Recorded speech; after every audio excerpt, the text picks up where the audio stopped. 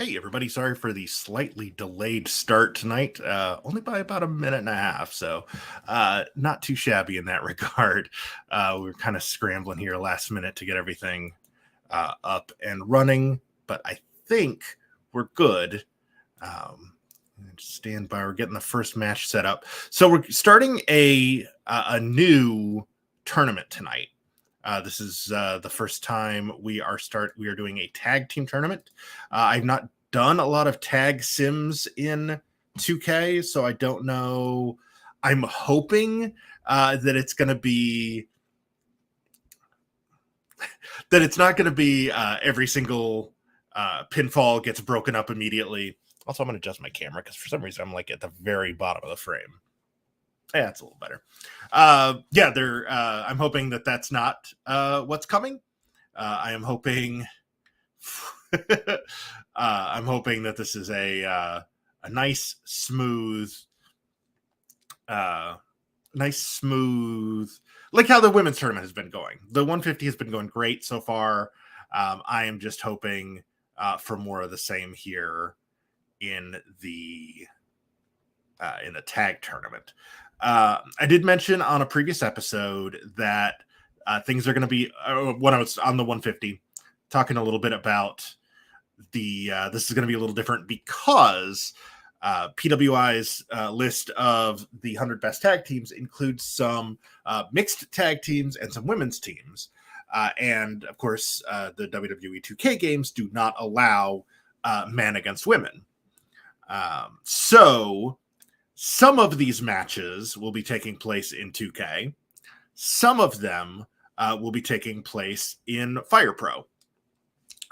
So my goal is to do the first 2 episodes of the first round in 2K, the third one in Fire Pro, and then we will have to sort out subsequent rounds. My hunch is if a lot of the female teams are advancing, we're probably going to wind up needing to have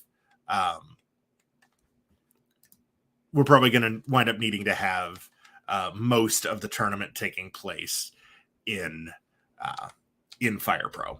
So we'll cross that bridge when we get to it. Not anything we have to worry about yet, but we do have. There we go. Hey, like I said, this is my first time doing tag sims in 2K, so let's see how this goes as we add it to the stream.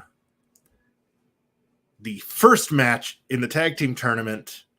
On the left, that's TME, Duke Davis and Gannon Jones Jr. On the right, that's the Velocities, Jude London and Paris De Silva. Both of these are independent tag teams. The winning duo is going to move on to face the Kingdom. That's, of course, Matt Taven and Mike Bennett. That'll likely be in episode 5, but again, like I said, that will all kind of sort itself out as we go. Of course, we're loading nice and slow here. I'm going to go ahead and go full screen with this so we can give it that full TV presentation. Speaking of full TV presentation, things at FXC are going well. There's some stuff going on I can't talk about yet, but it does look like that first show is imminent. I can hear it faintly through my headset. Okay, so there's TME. I mentioned that's Duke Davis and Gannon Jones Jr. Davis from Norfolk, Virginia. Jones just from Pennsylvania. Okay. I don't know if you guys can hear that. I can barely hear that. Not a lot known about Davis, actually, according to his cage match profile. But Jones, 6'5", 253, 9-year pro, trained by Chris LaRusso. These two have dominated the kind of Northeast independent tag team scene over the last several years. So we will see if they can bring that same dominance to the 100. There's the number 85 seed. And here comes number 44, the Velocities. They are the current Squash a Jobber Wrestling ASCA Tag Team Champions and the PWA Black Label Tag Team Champions. They won both sets of titles in 2022. They have been teaming. Both these teams have been together since 2017. TME started in February. The Velocities started in September of that year. They're both from Australia. London 5'10", De Silva 5'5", both 143. De Silva is more of the high flyer of the duo. He was trained by Jay Law and Diego Del Fuego. London was trained at the House of Free Fighting, and then both finished their training under Madison and Ryan Eagles. So here we go. That's Gannon Jones Jr. That, I believe, is Jude London. It is. And here we go. Collar and elbow tie-up. Between matches, I am going to play around with the settings so that you can actually, you know what? I'm going to do that now. I'm going to pause this here real quick. Sorry about that. Let me fix that audio because that is very, very quiet. And I know you guys want to hear more. So let me get that fixed. Okay. Oops, sorry. Didn't mean to show you my whole setup here on that's a little better. Slightly, no, still a little quiet. Sorry, like I said, we were kind of scrambling last minute tonight. Just had a lot of stuff going on. Can't get into a ton of details, but hopefully I will be able to soon. Like I said, big things coming on the FXE front. But just, you know how it is. Cards subject to change in wrestling until the actual announcement is made. So I have to just kind of sit on the news. But I will share it with you, I promise, as soon as I can. Okay, here we go. Back to the match. Hopefully with more audio.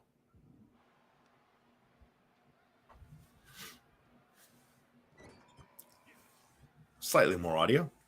All right, London sending Jones to the floor. Now Jones grabs on. Oh, but a missile drop kick off the middle rope from London sends Jones to the floor right out in front of the announcers. Not me. I'm safe at home. But apparently we've got some WWE announcers at ringside watching all the action. DDT on the floor by Jude London. The Velocity is coming out aggressive here early. London sends Jones back in.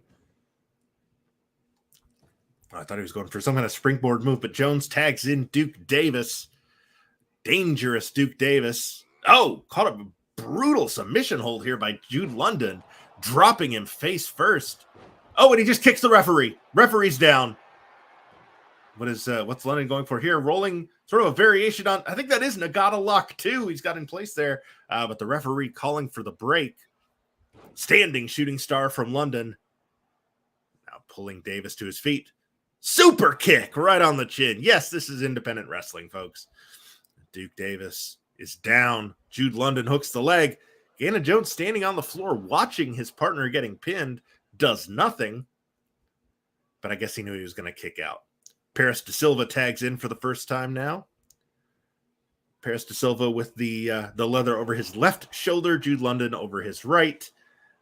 Gannon Jones Jr. is the one in the full bodysuit. Hold on, one count only, whereas Davis is in the football pants. London in the purple and gold. De Silva in, can we pan over a little to the right? I think it was blue and silver, maybe? Big suplex here from Duke Davis. Nice delay on that vertical suplex. Again, this is the first match of the 100. This is the 100 best tag teams in the world, according to Pro Wrestling Illustrated. There will be a couple of trios on the list. Those trios will be represented by tag teams. We're not going to do handicap matches. Cutter there by Paris De Silva into a standing shooting star, but Jones gets his knees up. Those of you just joining us, this is the very first match of the 100, the largest simulated tag team wrestling tournament of all time. This is, again, the first match. We are seeing the number 44 seed in our tournament, the Velocities. That's Jude London and Paris De Silva, taking on the number 85 seeds, TME, the main event, Duke Davis and Gannon Jones Jr. That is Paris De Silva in control for the Velocities right now against Gannon Jones Jr. Just kicking him in the spine, now heading up to the top rope. As my grandmother would say, in one swell foop. Huge Phoenix splash. Looked like he was hanging in midair, but I promise that was just lag. Hooks the leg. 1, 2. Oh, Jones is able to kick out. De Silva tagging in London now. Yes, it is London and Paris teaming up here. The winning team will face the Kingdom in round 2. Springboard backflip Pele kick by Jude London. Now into a sort of, is that the Anaconda Vice? It's broken up though by Duke Davis, who then eats a kick to the midsection. He's in the ring for 2 of his allotted 5 count. And now stomping back on that arm. London not letting up on Gannon Jones Jr. here. The Velocity's in pretty firm control. Nice spinning back kick by Jones. Takes London down. 1, 2. Nope. 1 count only. London to a seated position. Jones, raining down an elbow on top of his head and then a stomp.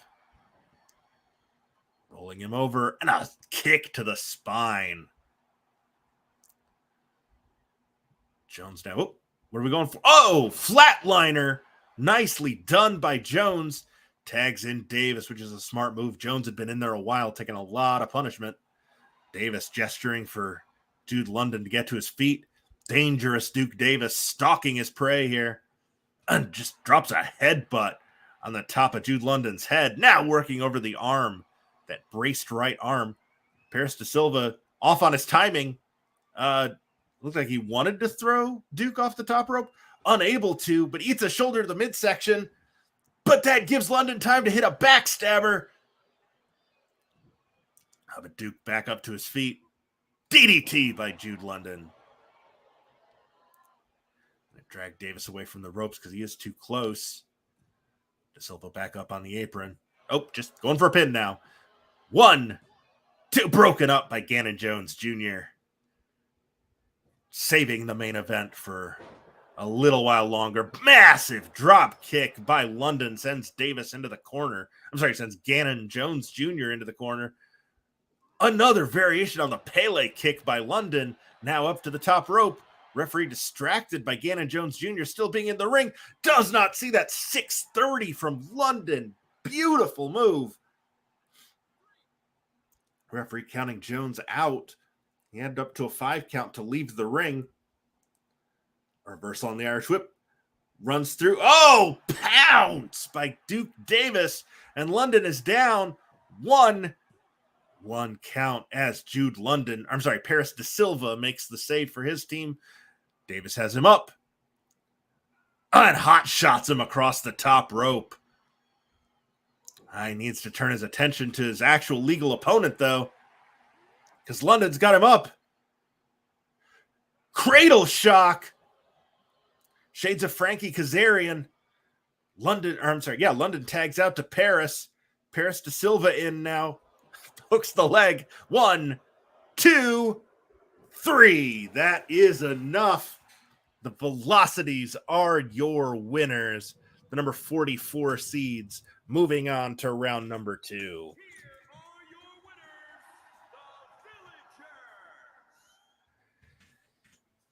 Good showing from TME, but just not enough to get past the higher seed. The Velocities will now face, we get a 3-star rating for that. Cradle shock on Davis, I believe, to win the match. Velocities moving on will face the Kingdom coming up in round number 2. All right, so here we go. Let's get this show rolling on. We do have 12 big matches tonight. That first one took a little longer than our women's matches have been, but you know what? We will make it work. Need to do this every time. I did finally figure out how to save custom match rules. I just forgot to set them for tag teams as well. But fortunately, there's less to do for tags, which is a little weird. But I will have that fixed by episode 2. So yeah, that's definitely going to save me a lot of time for future episodes of the 150. I just don't like the default weapons. Okay. All right. So our second match, the winners will move on to face the Acclaimed in round 2. First up, it is going to be Eddie Pearl and Ricky Gibson, the team of Midnight Heat, against Dan Maloney and the Man Like DeRice, the team of the 0121. Go. Enjoy how there's like clouds in the background, like this is a match on Mount Olympus. It's not going to be that impressive, I don't think, but the last match, the number 44 seed beat the number 85 seed. This is number 45 against 84. It's 2 more independent teams. Eddie Pearl and Ricky Gibson on the left, Pearl with the bandana, Gibson with the beard, and on the right, that's the 0121. Dan Maloney is the one that is not dressed like a cyborg. A Man Like DeRice is. Excuse me. I'm getting over being sick, which is why I'm trying not to be on camera as much tonight as I typically am, because I look like a mess. I haven't shaved in several days. My hair has not been washed in a couple. Yeah. All right. Here comes Midnight Heat. Again, that's Gibson in the jacket, Pearl with the headband. 1 fall.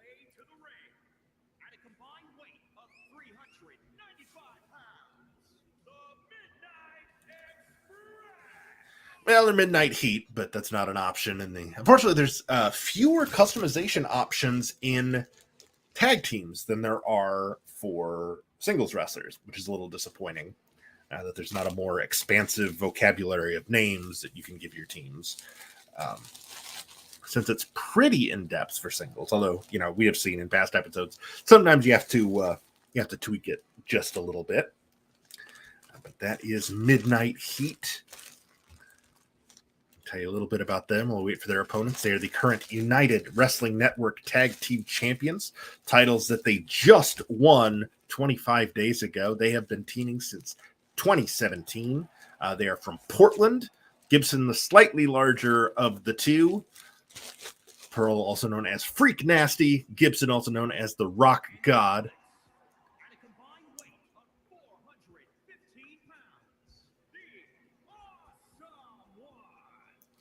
Here comes the 0121.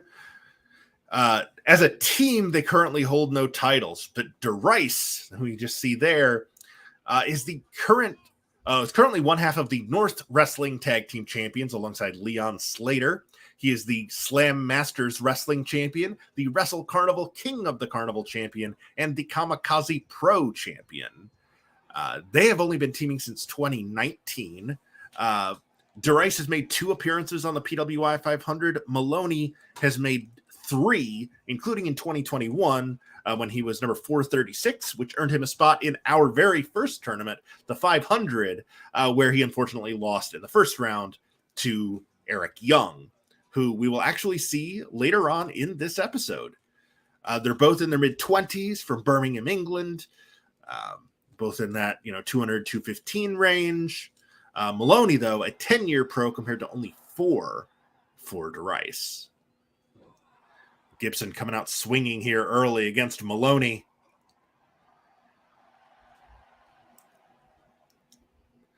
He's shimmying and shaking there, trying to get the crowd thrown off a little bit. 2 count right away.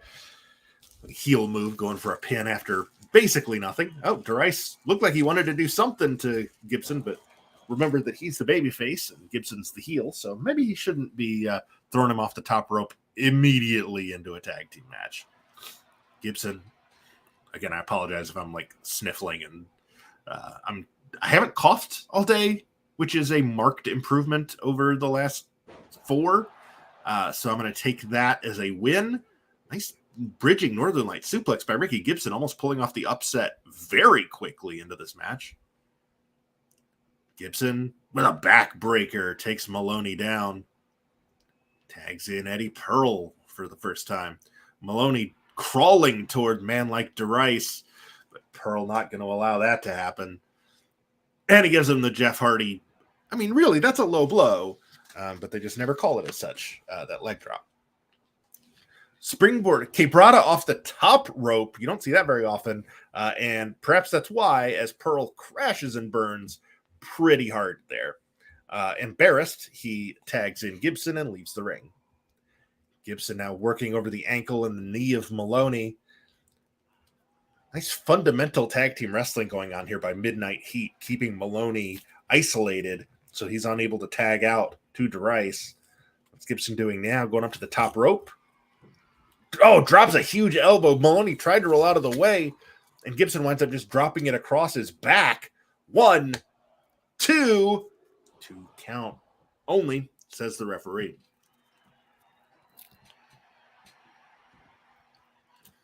Gibson firing up here. Maloney desperately needs to make a tag. Pearl in now. Maloney kicks his leg out of his leg. And a big clothesline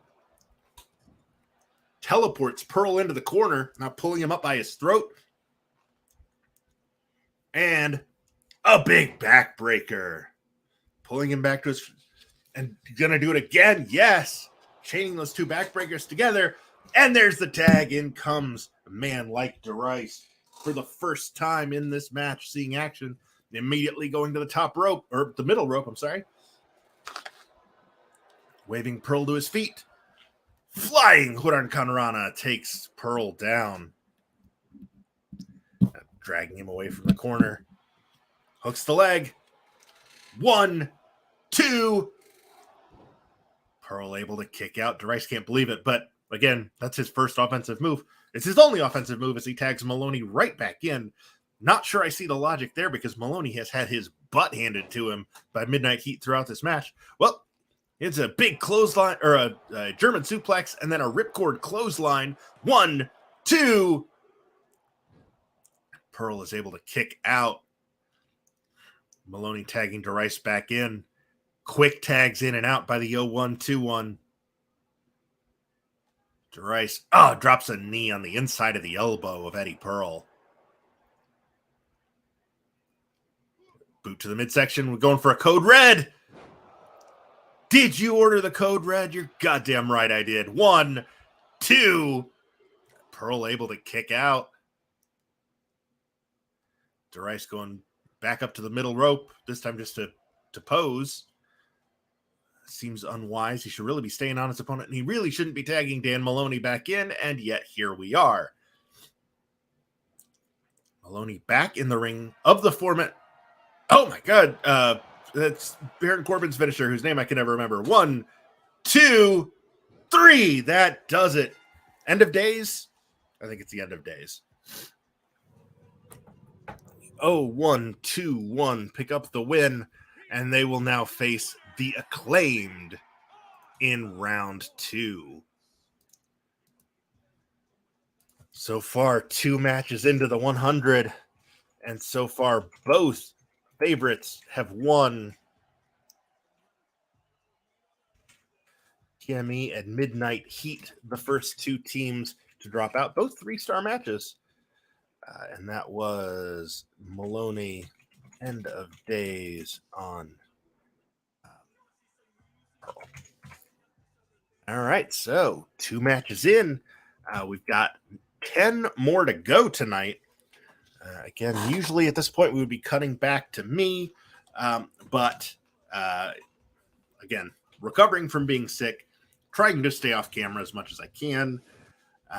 We now have our first signed team coming up in our next match as a trio representing New Japan Pro Wrestling.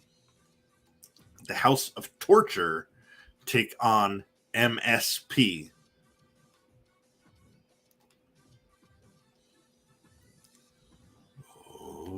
All right, rules are set. Now let's add the teams. starting with MSP, Aiden Aggro, and Danger Kid as they take on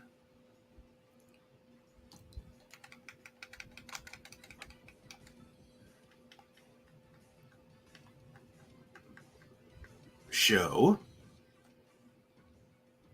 and Yujiro Takahashi. Oh, do I have to add the... I guess I have to add the manager on the first guy. Okay. And it is Evil.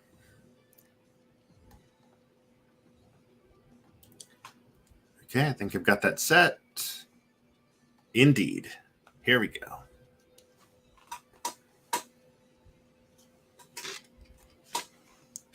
So, Aiden Aggro on the far left. His partner is Danger Kid. Together they are MSP. Sho on the left, or third from the left, but on the left for his team. Yujiro Takahashi wearing the silly hat. They are the House of Torture with Evil in their corner. MSP, an independent team from Maine. Aggro does not have any titles. Danger Kid does. He is the current independent wrestling entertainment champion. They've been a team since 2016. Aggro, 33 years old, and Danger, 29. They're both 5'11". Aggro a little heavier at 207 compared to Danger Kid's 180. And then we don't know much about Danger in terms of who trained him. But Aggro was trained by Brian Fury, Chase Del Monte, and Eric Johnson, and is sometimes referred to as the Pine Prince.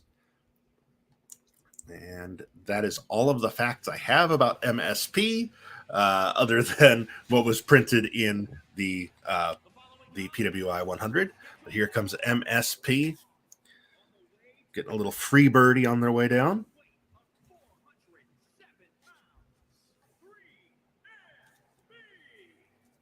$3 MB. That's close enough to MSP, I suppose. Got the cadence right and has one of the letters correct. I'll take it. I will take it. There are going to be a couple of wrestlers, I believe, in this episode that I had to create myself. Yes, actually, the next match. Not this one, but the one after it. And again, as I say, every time we use one of my creations in either 2K or Fire Pro, I am bad at creator wrestlers. So my apologies in advance to anyone I have had to make because I couldn't find you on community creations.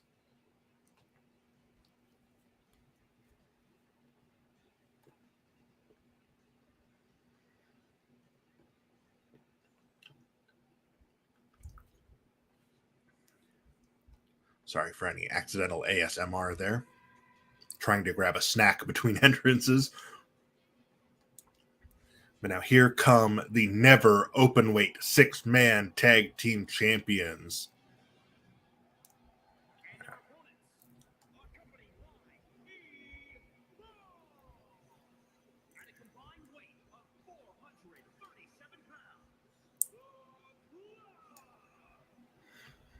That's right. The House of Torture, an offshoot of the Bullet Club. These two have been teaming since 2021. They're one of the newer teams in the tournament when their group officially formed as an offshoot of Bullet Club. They're still members of Bullet Club. They're just their own thing as well. Again, that's Takahashi wearing the silly hat, Sho with the hood, and that's Evil on screen right now. Sho was in the 2021 PWI 500, which means he was in the 500 tournament, where he lost to Jake Lee, who we'll actually see later on tonight in round 1. Of course, Evil will be in the corner of Sho and Takahashi for this match, but, you know, you can never count out a member of the House of Torture from getting involved. Now, those of you that are longtime watchers of PWS will note this is the first time we have ever allowed someone at ringside, but it is because the trio of Sho, Takahashi, and Evil were listed together on PWI's list. So Evil gets to accompany his stablemates to the ring. Danger Kid here in early control over Show with a big power bomb. One count only, says the referee, and Danger Kid can't believe it. Tag made, and in comes Aiden Aggro. Goes for a stomp, but Show just moved out of the way. Big backbreaker by Show. And then a kick to the kidneys. Tag made back to Danger Kid.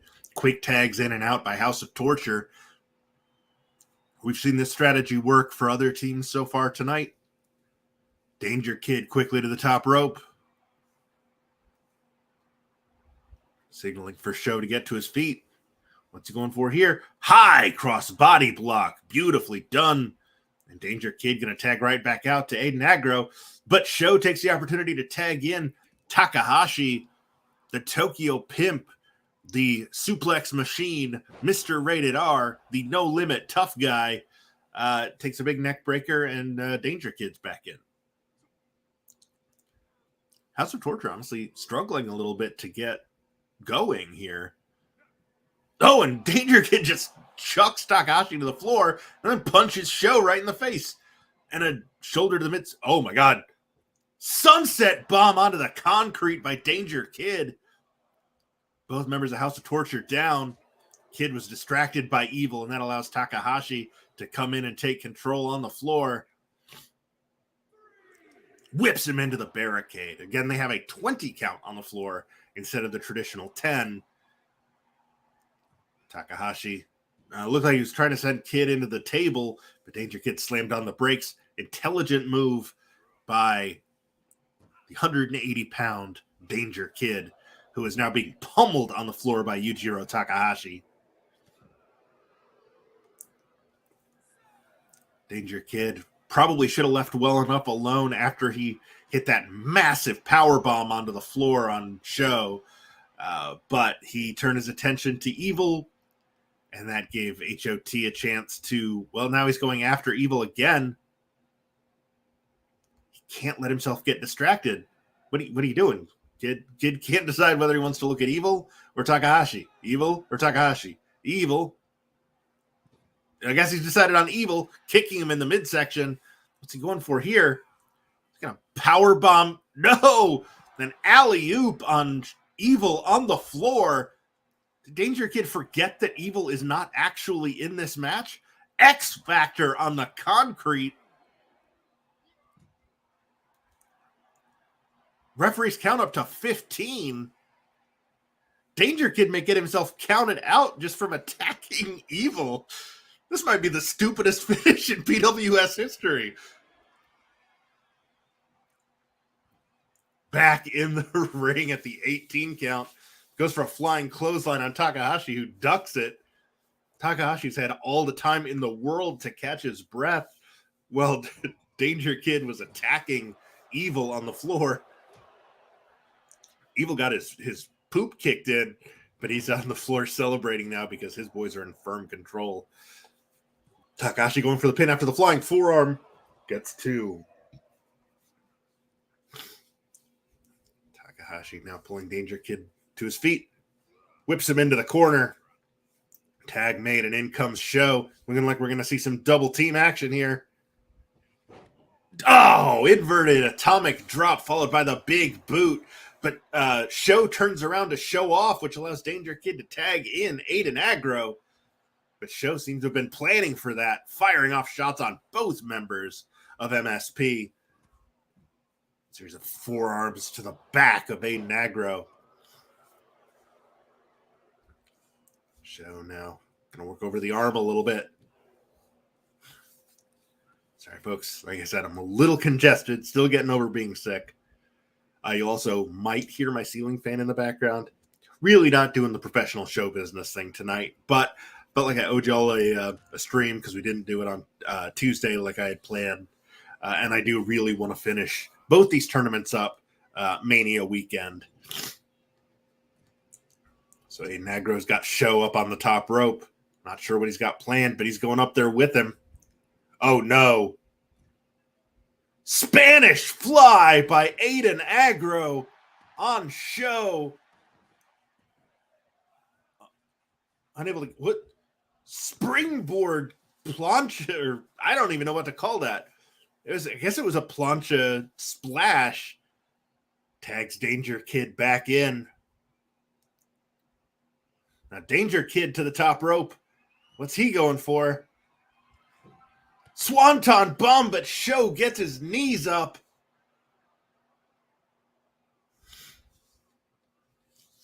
Goes around.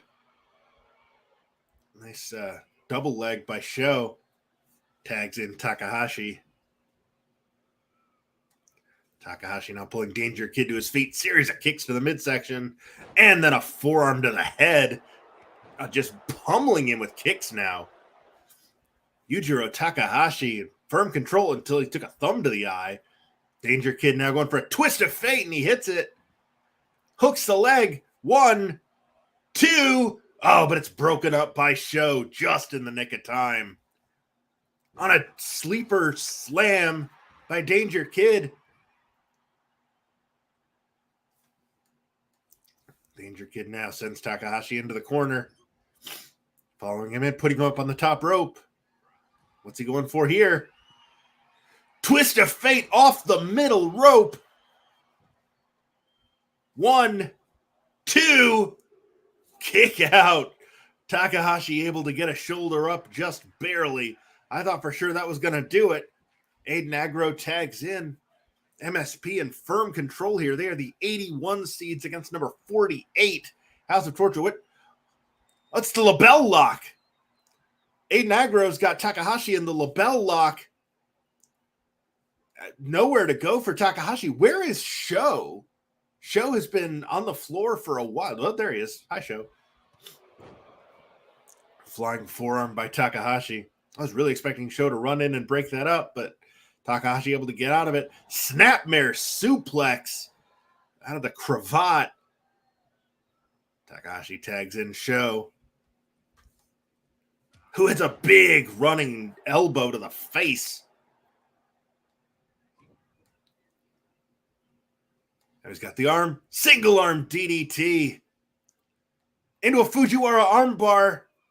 Pulling back, trying to dislocate Agro's shoulder. I don't know what he's doing now. He's dragging him away, I guess, from the ropes. And going for the pin. Hooks the leg. One count only. Took way too much time there. Gives Aiden Agro a chance to kick out. A deadlift into a side suplex. Beautiful move by Show. Show now stepping through. Scorpion Deathlock.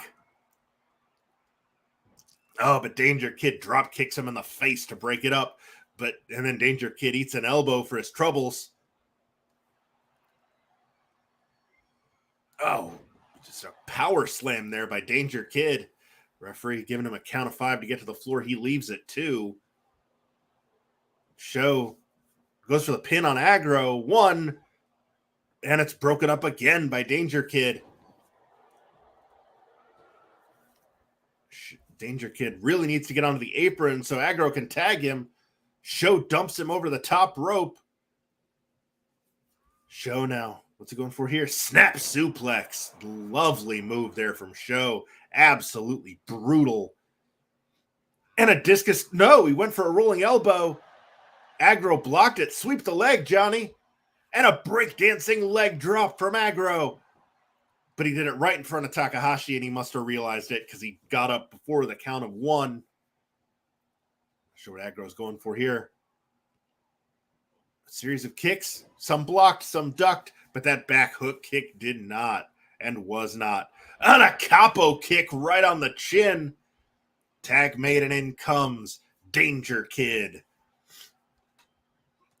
Kid now stomping on Show. Boot to the midsection. Another twist of fate. And Show is down. Danger Kid hooks the leg. 1, 2. Oh, we almost had our first upset of the night. But Show is able to get his shoulder up. And House of Torture continues to fight. I don't know. Danger Kid just taking Show for a walk here.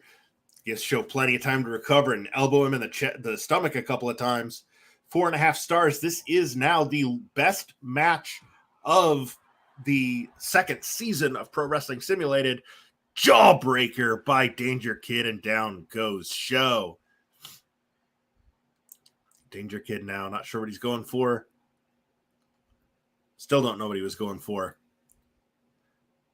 Just kind of walking around the outside. Oh, no. Was he going after Evil again? Come on, Danger Kid. You're smarter than that. Maybe you're not. I don't know. But Show drags him over. Show really needs to tag in Takahashi. Oh, hanging Dragon Sleeper. Hooks the leg. 1, 2. No. I thought for sure he had him.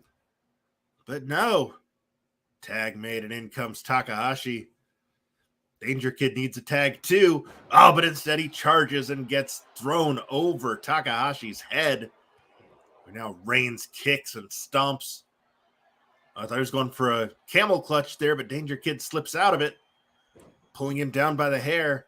Danger Kid finally getting over to make the tag, and in comes Aiden Aggro. Doing the smart thing, though, not charging right at Takahashi. Kneeling DDT. And Takahashi hooks the leg. One count only as it's broken up by Danger Kid. Sort of a weird collision there in the center of the ring. Aggro now pulling Takahashi to his feet, just a straight punch to the face, and then rubbing it in Show's face. Show reaching out for the hot tag. Aggro too busy playing to the crowd. Oh, European uppercut to the back of the head from Show. 1. It's broken up by Danger Kid. Oh, and another back suplex driver by Show. And then the Mr. Perfect Snapmare on Danger Kid pulling Aggro. Aggro and Show are the two legal men in this match right now. Series of strikes by Show, including a drop kick to the chest. Now Aggro. Oh, I thought he was going for a double leg, but Show was going for a double leg. Aggro grabbed him. Now, a series of kicks. Show in trouble here. Oh, Aggro with the atomic face buster. And dragging him away from the ropes. Hooks the leg. 1, 2. Takahashi breaks it up. Aggro go behind. Takahashi dumped to the floor. Folks, we got our first ever 5-star match here. And it only took us 3 matches in this tournament. Aggro now bouncing Show off the top rope. Gamangiri catches him right on the cheek. And now Aggro to the top rope. Split-legged. Oh, there's a moonlight drive there by Aiden Aggro. Oh, I'm sorry, Starship Pain. And that is enough. Huge upset here in our third ever match. 5 stars for MSP beating the House of Torture. No, Evil's not going to be thrilled with that, even though his boys were part of a 5-star match. And now we know MSP will face La Rebellion in round 2. Folks, we are 3 matches in. We've got 9 more to go. Whole lot of great action coming up here tonight on the 100. Stick with me here as I select our participants and rules for our next match. It does take just a second. Bear with me.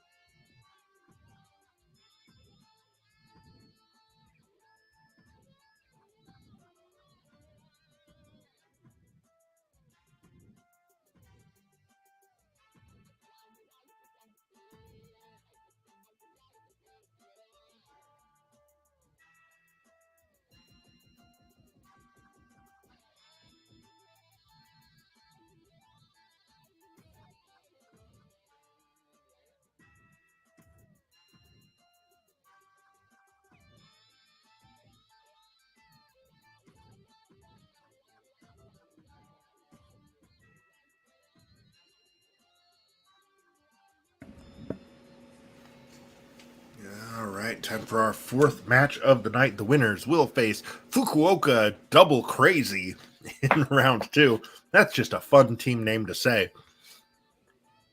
Of course, the Guns last night on AEW Dynamite did the, if not impossible, the very improbable when they unseated the Acclaimed to become the new AEW Tag Team Champions, a change I have not been able to update in the game yet. So Austin and Colton will not be coming out with the titles, but they are the champions. My hunch is until Revolution, when they will lose it back to the Acclaimed for the big pay-per-view pop.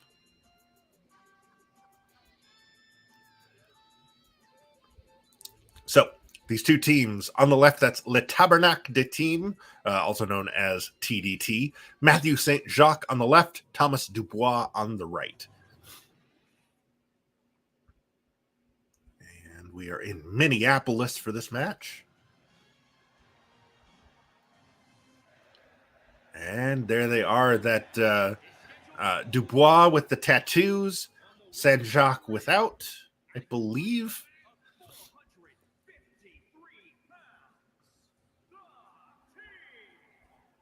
Yes, the team. St. Jacques does not hold any titles, whereas Dubois is the current Battle War Pro Wrestling champion. He's also the Extreme Zone Wrestling Iron Man champion. These two have been teaming in some form or another since 2010. They have been teammates for a very long time, both from Quebec. Dubois slightly larger of the two. I had to create them, which is why they don't look good.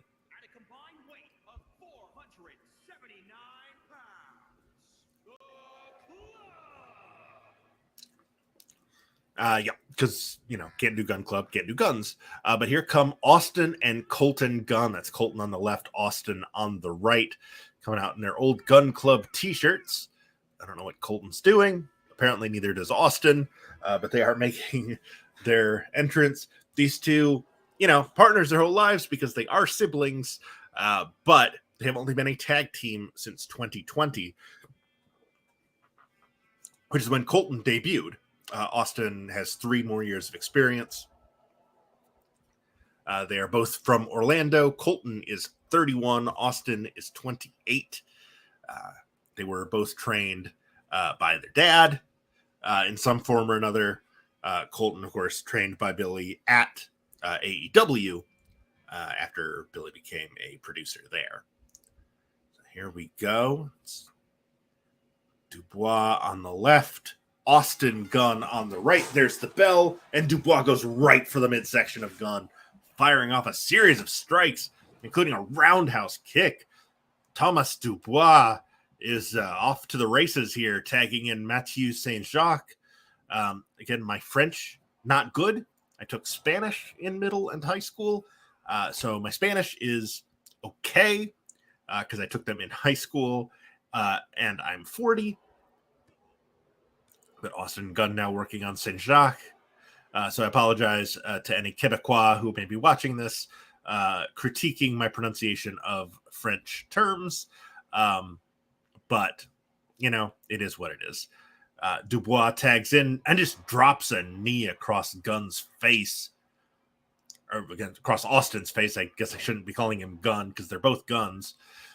Dubois pulling Austin to his feet. Shoulder to the midsection, and then a big overhand chop to the chest. Double underhook. What's he going for here? Just a butterfly suplex. Beautifully done by Dubois. He's dragging Austin away from the corner. Oh, rolls him over.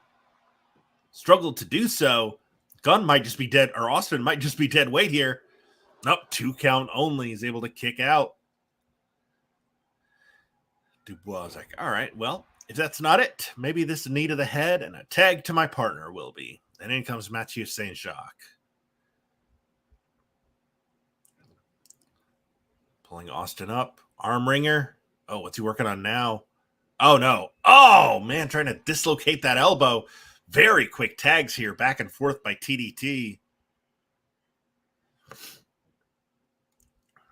Dubois again going after the shoulder of Austin Gunn, wrenching back with a Fujiwara armbar. perhaps trying to hyperextend the shoulder or the elbow, rolling him over again. Austin Gunn just dead weighting Dubois, but able to kick out at 2. Dubois getting the crowd pumped up here. Oh, but he's a kick to the midsection. Famouser from Austin, shades of his dad. And tags in Colton, which is probably the smart move. Hooks the leg. 1, 2. 2 count only. Sweet, say the fans. And Colton tags Austin right back in. Colton has not done an offensive maneuver yet in this match. He tried to pin Thomas Dubois after Austin hit a Famouser. Dubois kicked out. Gunn tagged Austin right back in. Dubois tags out to St. Jacques, who comes right after Colton Gunn, who still has not landed an offensive maneuver, but instead eats a DDT now. Hooks the leg. 1, 2. Colton kicks out. St. Jacques pulls him to his feet. Oh, big forearm to the face. Another series of strikes and another DDT. Oh, no. Colton Gunn is bloody. Cross arm breaker here from St. Jacques. And now it's Ginger Gatami from St. Jacques pulling back on the shoulder of Colton Gunn, trying to dislocate the shoulder or possibly hyperextend the elbow. That is a brutal hold being applied. Oh, Colton manages to roll out of it. Pretty good veteran instincts for a guy with only 2 years pro, but he has lost a lot of blood. 1, 2. Well, that forearm from St. Jacques I thought might have been enough. Now dragging Colton away from his brother. What's he going for the legs? Cloverleaf, perhaps? Yes, he rolls him over into the Texas Cloverleaf. That is one of his finishes. There's off a right hand, then a kick. Dubois is in there, but St. Jacques is actually standing between him and Austin. St. Jacques, Haas of Pain, pulling back on Colton Gunn in that hold. Brutal move by Matthias St. Jacques. 1, 2, 3. Austin mistimes the save, and the Guns are out in round 1. TDT, the Tabernacle team, are the winners here. Moving on. And I believe that was St. Jacques and Colton after Cloverleaf is the finish. 3-star rating, pretty much keeping pace with how the rest of the show, other than that excellent House of Torture MSP match that we saw just moments ago. But now, Le Tabernacle Team, TDT, will be facing Fukuoka Double Crazy in round number 2. And bear with me here while I set up our 5th of 12 matches. We're going to take a little 5-minute intermission after the 6th as we build toward our main event tonight, pitting AEW's Jericho Appreciation Society members Angelo Parker and Matt Menard against the Iron Savages, Boulder and Bronson.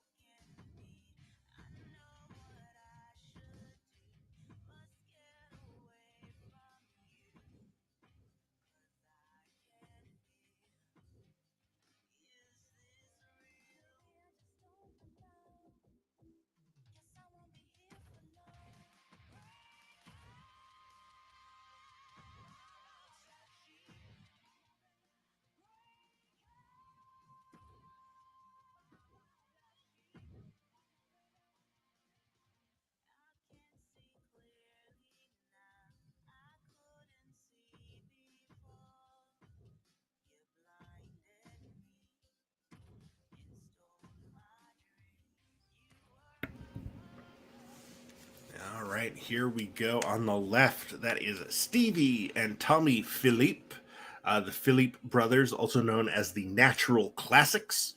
You're getting ready to take on a trio that is no longer together in that form.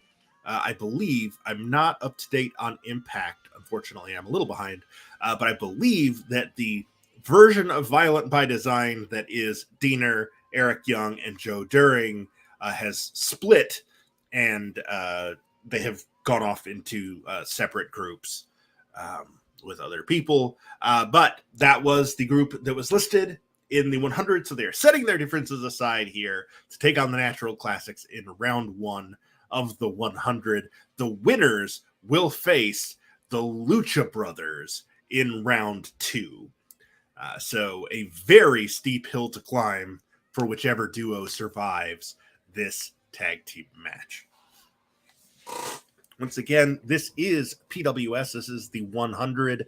It is a single elimination tag team tournament using the PWI 100 tag teams to create our bracket. Here come the Natural Classics, the Philippe brothers, who I, again, had to create, which is why they look bad.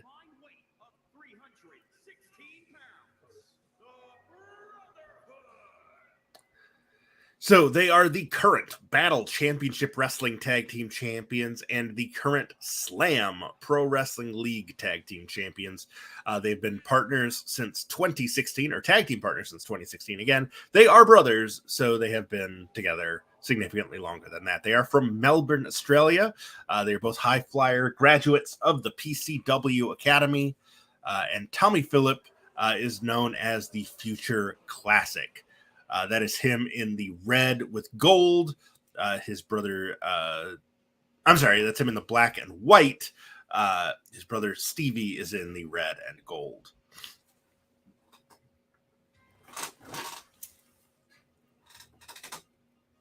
And their opponents are accompanied by Joe at a combined weight of 484 pounds.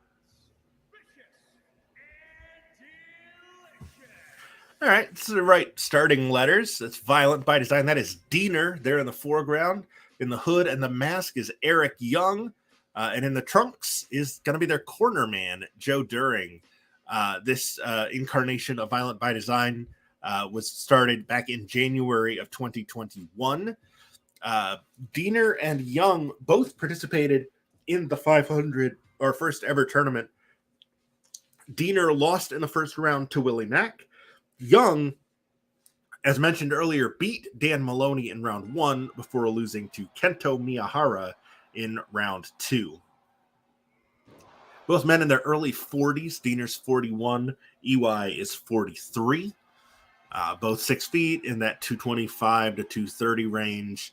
A combined experience of 48 years, which is, I believe, more than the Philippe brothers have been alive, but don't quote me on that. Tommy stomping on the arm of Diener, then a quebrada, hooks the leg. One count only, says the referee. Another, this time off the top rope by Tommy Phillip. Trying to get the crowd into it, and then just a kick to the midsection. And now kicks to the face, unprotected. And he's going to tag in his brother Stevie. Stevie now crossing. I thought he was going to go for a springboard moonsault as well. But instead, he's just going to rain fists down on Diener's head right in front of Eric Young and Joe During, who can't do anything about it. I mean, I guess Young could. During can't because he doesn't want to get his team disqualified. Sends Diener into the corner. What's he going for here? Running Bulldog, possibly? Yes, a huge Bulldog right on the logo by Stevie Philippe. 1, 2.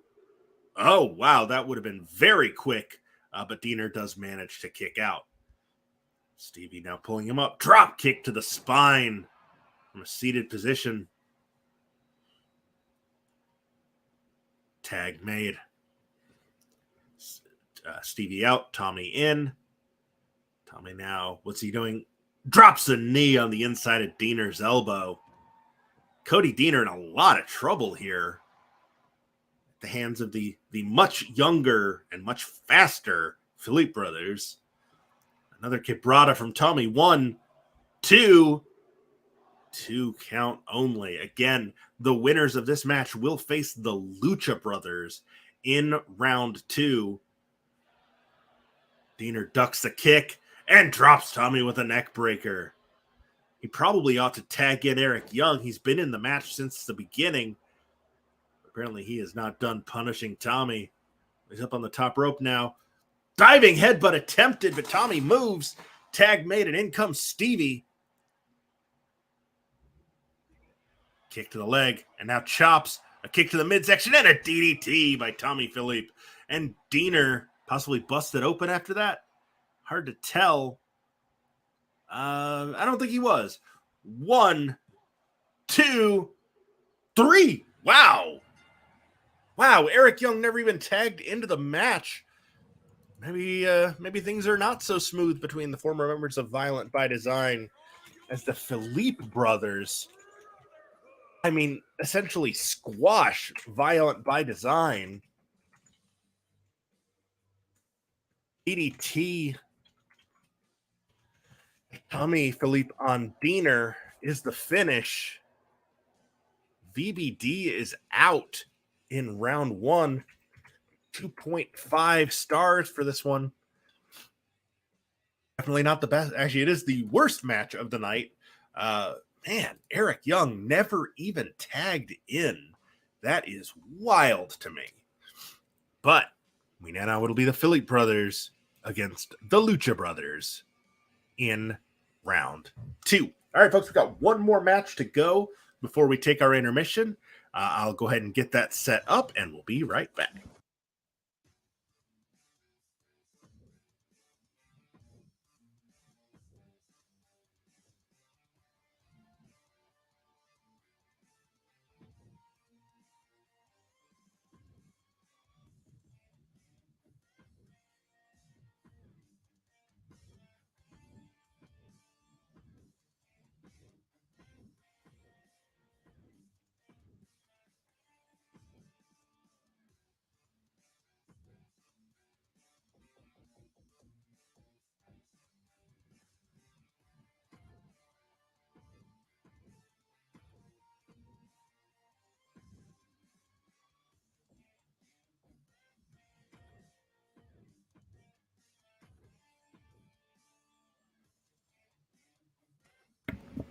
All right, our last match before the intermission will determine who will face the number 1 overall seed, the Usos, in round number 2.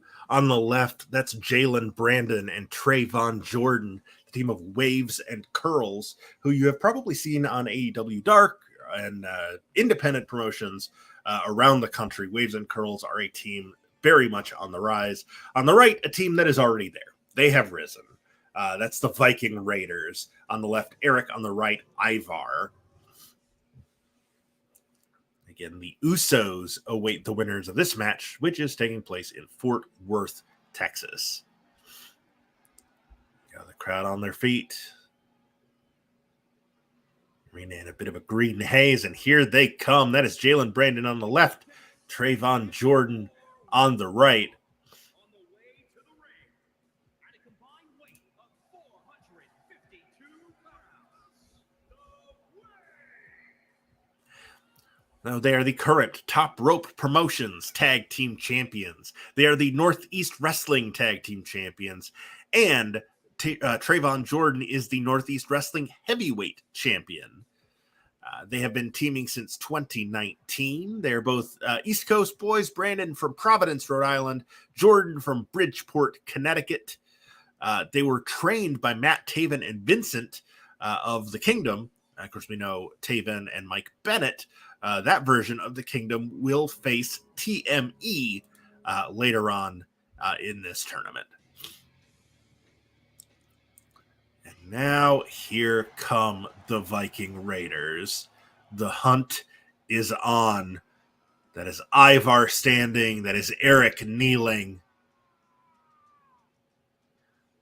This is going to get violent. And their opponents, at a combined weight of 552 pounds, Eric and Ivar, the Viking Raiders. Eric 6'1", 246. Ivar 6'2", 293. A combined 39 years of experience. They're one of 14 teams representing WWE in this tournament. And they have been teaming since 2014, almost a decade together. Eric and Ivar, the former War Machine, the former War Raiders, now the Viking Raiders. And they are ready to try and run through Waves and Curls. Again, one of the top tag teams on the independent scene are Jordan and Brandon, but they have a steep hill to climb. And just think, if they beat the Viking Raiders, they then have to face the Usos in round 2. Trayvon Jordan and Eric will be the starting participants for the match. There's the bell. Eric going right after Jordan, who blocks the first couple, but he's not able to block that. Eric just grabs him and throws him down with a spine buster. Now what's he going for here? Oh, it's sort of a variation on cattle mutilation with it. It's more of a chicken wing version, though. Jordan able to roll through it. Yep, fires off an elbow. Little early in the match to get a submission off that, but Jordan is definitely hurt. Gets a big kick, and Eric just fires off a punch and a short arm clothesline. Eric pulling him to his feet. Sends him into the corner. Oh, I thought we were going to get some double team from Ivar joining the fray, but Jordan gets Eric up on his shoulders. Oh, pops him up into a punch. He goes over and tags in Jalen Brandon. Brandon goes for a kick on Eric. Eric blocks it. Handspring. Eagle sends Eric flying. And he's going to tag Trayvon right back in. Big kick. Now shoots Eric into the corner. Going to put him up top. What's he going for here? Oh, just dumps him to the concrete. Trayvon getting a little dance in here at Eric's expense. Taking a second to catch his breath. I think this is the right... Well, I was going to say I think this is the right strategy, not going after Eric on the floor because the Viking Raiders can be incredibly dangerous out there. But it may have been even dumber sending him back in, especially since now he can tag in Ivar. The War King has entered the ring. And he's got him up. What is Ivar doing? Oh, stun gun off the top rope. So fireman carry snake eyes. And then pulls him out in a variation on a power bomb. Oh, but then the high flying ability of Ivar, very agile for a man nearly 300 pounds to be able to do that split-legged leg drop. Went for an elbow, but Jordan dove out of the way to tag in Jalen Brandon. Springboard drop kick to Ivar's incredibly broad back. It's like drop kicking a barn. 1, 2. Ivar able to kick out. Brandon can't believe it, but Ivar has taken very little abuse. That shouldn't have been that surprising. Oh, a drop kick to the side of the head by Jalen Brandon. Now up to the top rope. What's he going for here? Nice moonsault. Picture perfect from Jalen Brandon. Went for a standing shooting star to follow it up, but Ivar gets his knees up. Oh, and a spinning back kick catches him on the jaw. 1, 2. But Trayvon Jordan there to make the save. Ivar now has Jordan up on his shoulders. What's he going for here? Just parading him around the ring. Is he just going to dump him to the... Nope. Trayvon Jordan fires off elbows to get out of it. And he's sent tumbling to the concrete by Ivar. Ivar now. He's got Brandon up on his shoulders. Stun guns him across the top rope. Oh, no. I think Ivar's ready to put this away. Oh, no. Sin City plunge. Hooks the leg. 1. Oh! Trayvon Jordan able to break it up. But perhaps he's just prolonging the agony for his partner. as Ivar again sends him to the floor. Ivar now off the ropes. Went for a big splash, but Brandon moved. There's nobody for him to tag, though, as Jordan is stunned on the concrete. Snaps off a quick Rana there. Hooks the leg. 1, 2, 3. What? Eric was so confident that Ivar was going to kick out. He turned his attention to Trayvon Jordan. I cannot believe that. Jalen Brandon pins Ivar with a Rana. Waves and Curls have advanced to the second round and a showdown with the Usos. Viking Raiders are out in round 1. Ow. Did not see that coming. Another 2.5-star match there. You add that one to the last match, and it spells disaster for Samoa Joe at Sacrifice. Wait, no. If you add that to the previous match, then you get the score of our third match, that 5-star classic between House of Torture and MSP that we saw earlier on. So far we have had 4 upsets in our first 6 matches tonight. The Velocities and the 0121 were both favored. But since then, MSP beat House of Torture. The Tabernacle team beat the Guns. The Phillip brothers beat Violent by Design. And there you see Waves and Curls just pulled off a massive upset over the Viking Raiders. Folks, we're going to take a 5-minute intermission here. When we come back, it will be Alpha Academy against the Blondes, Strong Hearts against the Butcher and the Blade, the Kung Fu Masters against the Creed Brothers, the Gorillas of Destiny against Strong BJ. BJ stands for Big Japan. The New Day against Los Lotharios, and our main event, Angelo Parker and Matt Menard representing the Jericho Appreciation Society, taking on the Iron Savages. Folks, we will be right back.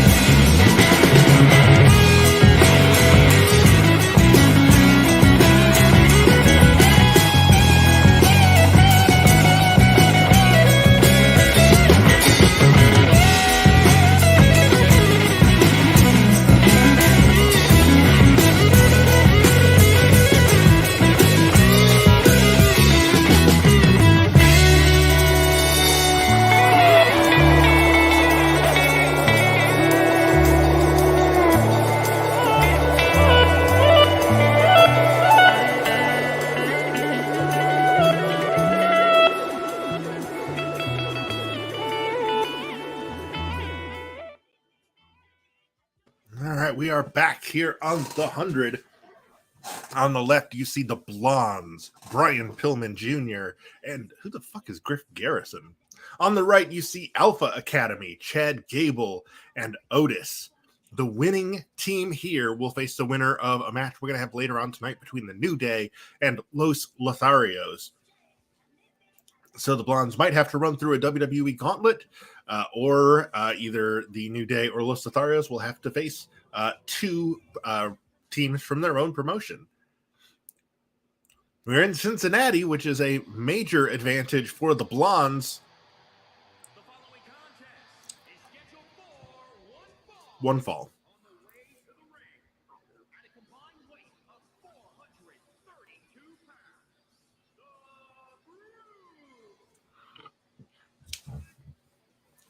So the Blondes are one of 14 AEW teams remaining in the tournament since the Guns lost. They've been teaming since 2020 when AEW booker Tony Khan put them together as what were then called the Varsity Blondes. They have since lost the varsity part of their name, and they are just the Blondes.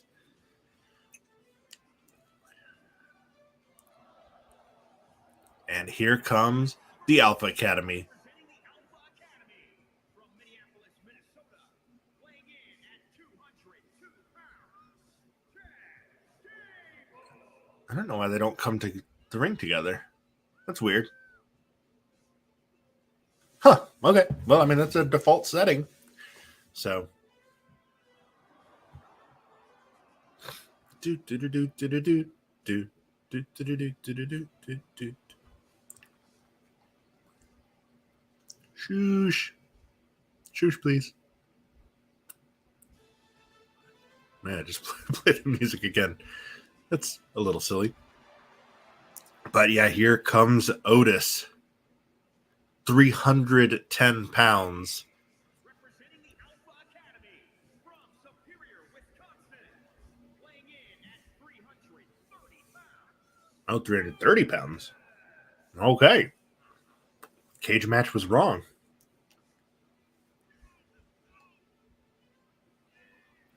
Still so weird to see Otis, who, you know, we all got so used to seeing as the fun-loving baby face. But honestly, the kind of brutal monster heel works for him. He still gets some comedy bits in. But I like this version of Otis a lot. Bummed for Tucker Knight that, you know, Heavy Machinery didn't get a better look on the main roster. And bummed for Chad Gable that American Alpha didn't either. But these two, misfit toys kind of found each other, and they're working well as a duo. Griff Garrison starting off with Chad Gable. Of course, Chad Gable, speaking of misfit toys, had to go through that awful Shorty G gimmick before coming out the other side with the Alpha Academy stuff. Nice cabrada there from Griff Garrison. Oh, Gable with some nice counter wrestling, rolling him over. Is he going for the ankle lock? He is. Straight into the ankle lock here. Pillman going to try and break it up. Otis just lets it happen. Gable shoots the half, rolls him over. One count only, says the referee. Gable now pulling gears into his feet and drives a knee into his face. Chad Gable wrestling circles around Griff Garrison here in the early going. Ivy League MVP has not been able to get out of the starting gate here, while Gable, ready, willing, and Gable to just punish him. And cutting off the ring, Garrison was trying to crawl over to Pillman. Gable just stands in the way, now firing off punches to the face. Pulls Garrison to his feet. Nope, leg trip by Garrison, but rather than going for Pillman and making the tag, he goes for a springboard move. He misses, and Gable makes him pay with a huge belly-to-belly overhead suplex. And then drives an elbow to the face of Garrison. All of this happening right in front of Otis, who's just standing back and letting his coach, so to speak, Chad Gable, just work over Garrison. Garrison goes for the pin, but they were in the ropes, says the referee. And in comes Otis, the bulldozer, the blue-collar brawler. Pillman fires off some punches. And he sends Otis to the floor. Pillman getting some momentum going here for the Blondes, which they've not had all match. And it fires off a forearm. Oh, but Gable with a nice judo throw takes him over. And now Otis is going to make him pay. Oh, that's going to dislocate a shoulder. So let's do it again. Garrison just destroying the arm of Brian Pillman Jr. Pillman, of course, a second-generation star. Nice Rana there. I thought Otis was trying for a powerbomb. Pillman's father, the late, great Flying Brian Pillman. Massive headbutt by Otis. One half of the Hollywood Blondes with stunning Steve Austin.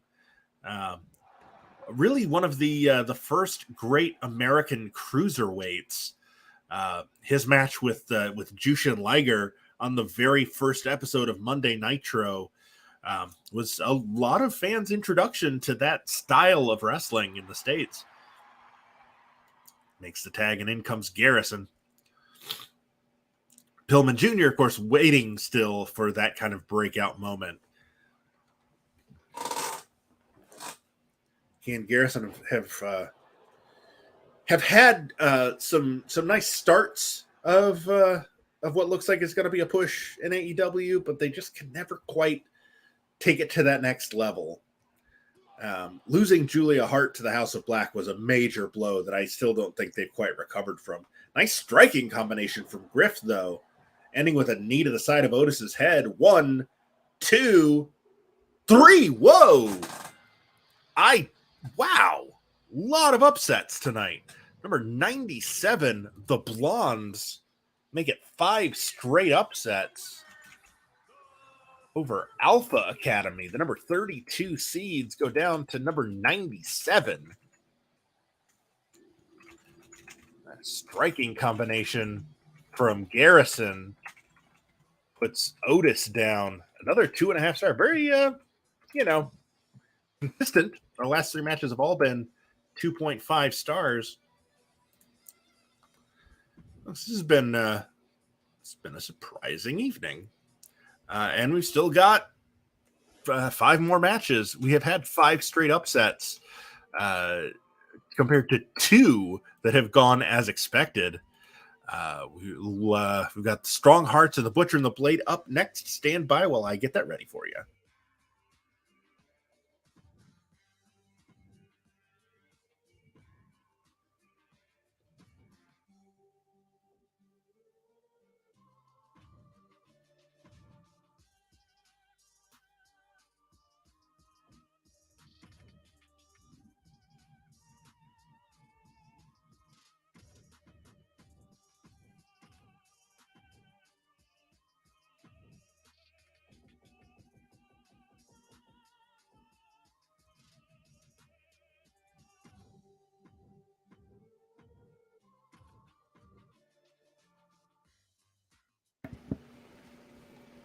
So during the intermission, I did set custom rules for the tag matches. So now this will be much smoother going forward. It'll be way fewer steps to get a match going. So, it only took me however many episodes of doing matches on 2K. But here we go. We've got the number 89 seed, the Butcher and the Blade on the left. On the right, Shigehiro Irie and T-Hawk representing Strong Hearts. The Blade has been around 22 years as a pro.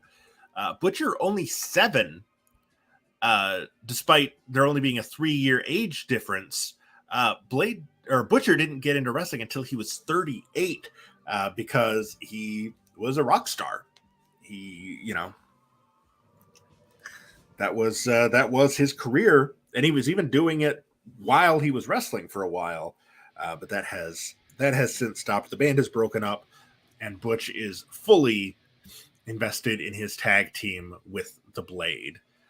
So there are 14 teams from AEW remaining. We started tonight with 15. On the left, that's the Butcher. On the right, that's the Blade. The following contest is scheduled for one fall. One fall. On the way to the ring, at a combined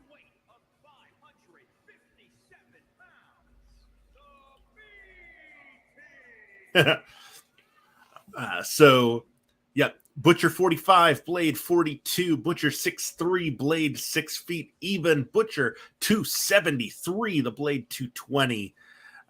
Butcher powerhouse, all-arounder, Blade more technical style.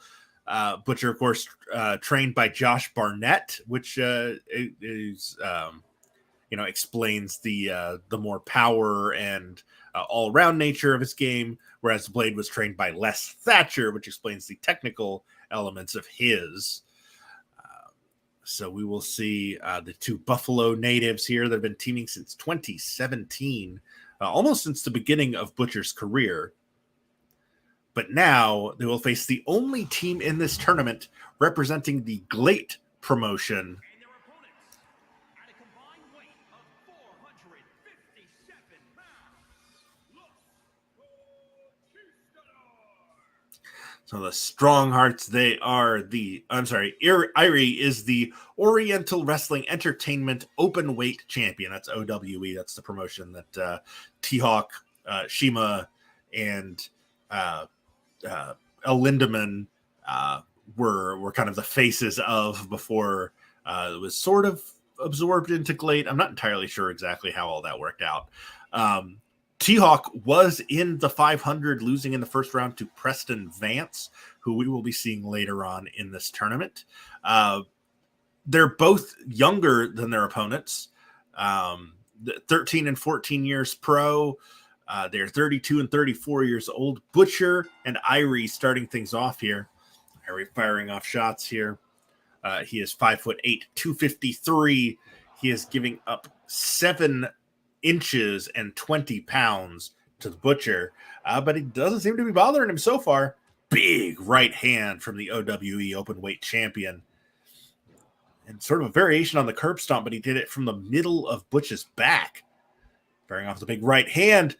Nice springboard tornado DDT, and Shichihiro Irie tags in T-Hawk now. Again, my apologies. I am getting over being sick, which is why I'm not appearing on camera and why you might hear me sniffling and snuffling here in the background. T-Hawk misses an elbow on Butch. Series of strikes now. Got him hooked in the front. Chance you're going for a DDT. Yes, indeed. That's the second time Butch has been dropped on his head by one of the Strong Hearts. First, it was the tornado DDT from Irie. Then just a straight DDT from T-Hawk. 1, 2. Butcher able to kick out, though. Blade wants the tag. T-Hawk, veteran instincts, keeping him away. Enziguri catches, again, a shot straight to Butcher's head. Clearly, they've done their homework. Side rush with leg sweep, dropping him on the back of his head. And an elbow to the spine there. T-Hawk and Irie definitely came in with a game plan. Isolate one of them, target the head. In this case, it's been Butcher. Blade has not tagged into this match yet. Irie pulls Butcher to his feet. Oh, but Butch scoops him up. He's just going to walk him around with those rib breakers and then just tossing him aside. 1, 2. Irie kicks out.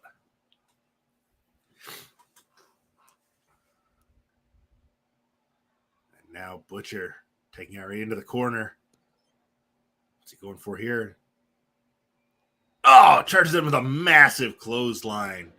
And Irie is down. Oh, but he manages to kick Butch in the head. And Butcher's woes continue as he continues to get struck in the head. But now in comes the Blade. The 22-year pro. The former Pepper Parks. Signaling this one might be over. And it might be.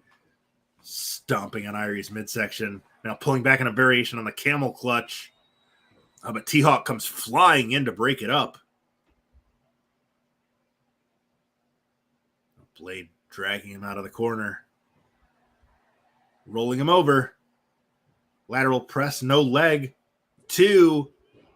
It's not enough. T-Hawk again able to break it up. And Blade sends him tumbling to the floor. Big knife edge chop on Irie. Fires off some shots to the midsection, but he can't tag out. T-Hawk is on the floor. Code breaker.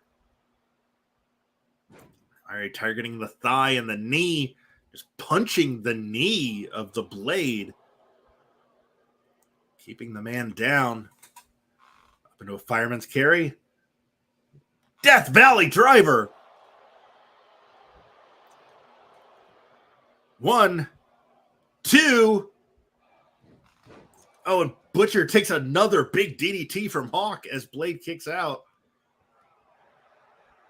I think, yep, Butcher is bleeding now.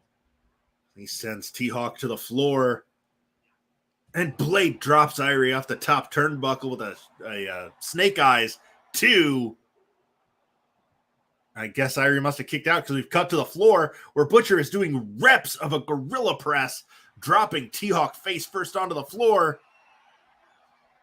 There's the Varsity Blues from the Blade just choking him out. Irie just hanging there as the breath is being drawn from his body by the Blade. Blade has to let him go, though. Brutal move, but Irie wasn't going to give up, and there's only so long you can just hold 253 pounds up like that. Drops down now into a variation on the Anaconda Vice. Trying to choke Irie out. T-Hawk slides in, though, and breaks it up before his partner can tap. But the Butcher just clotheslines T-Hawk in the back of the head. And we've got another upset as the number 40 seed Strong Hearts fall to the Butcher and the Blade.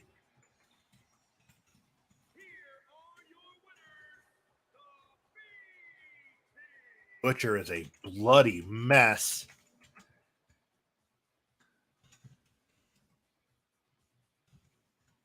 Ow. So he wasn't able to get Irie to submit to that Anaconda Vice, but he was able to pick up the pin after it. Another 2.5-star match. That is 4 straight 2.5-star matches. And, oh yeah, 6 straight upsets. Folks, we got 3 more matches left. I'm sorry, we got 4 matches left. My format sheet is a little bit wrong. Let me fix that here real quick. Ta-da. All right. You're a wizard, XL. All right. So Butcher and the Blade now will face Damage Control in round 2. That is that is conflicting styles in that match. 2, 3, 4, 5, 6 straight upsets. That is bonkers. 4 matches to go. If one more of them is an upset, more upsets will have happened than chalk in this match.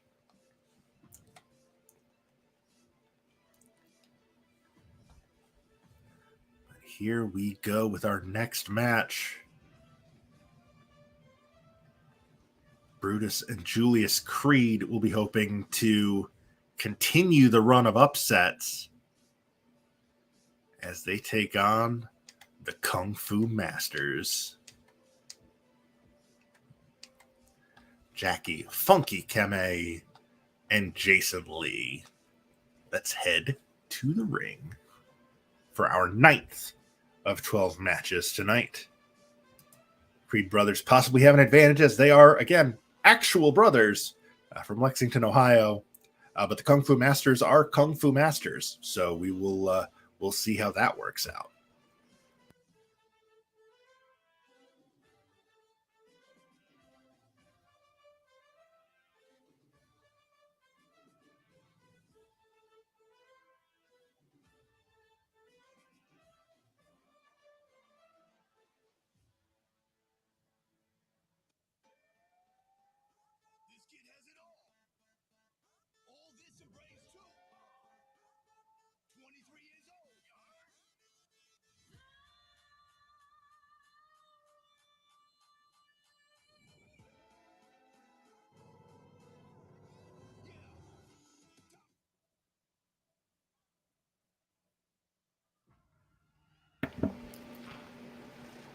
And here we go. Here come the Creed brothers representing Roderick Strong's Diamond Mine stable.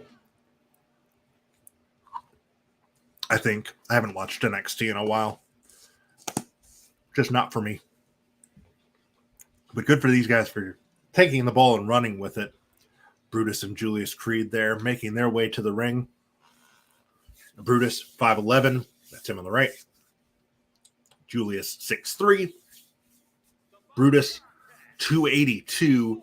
Julius, 229.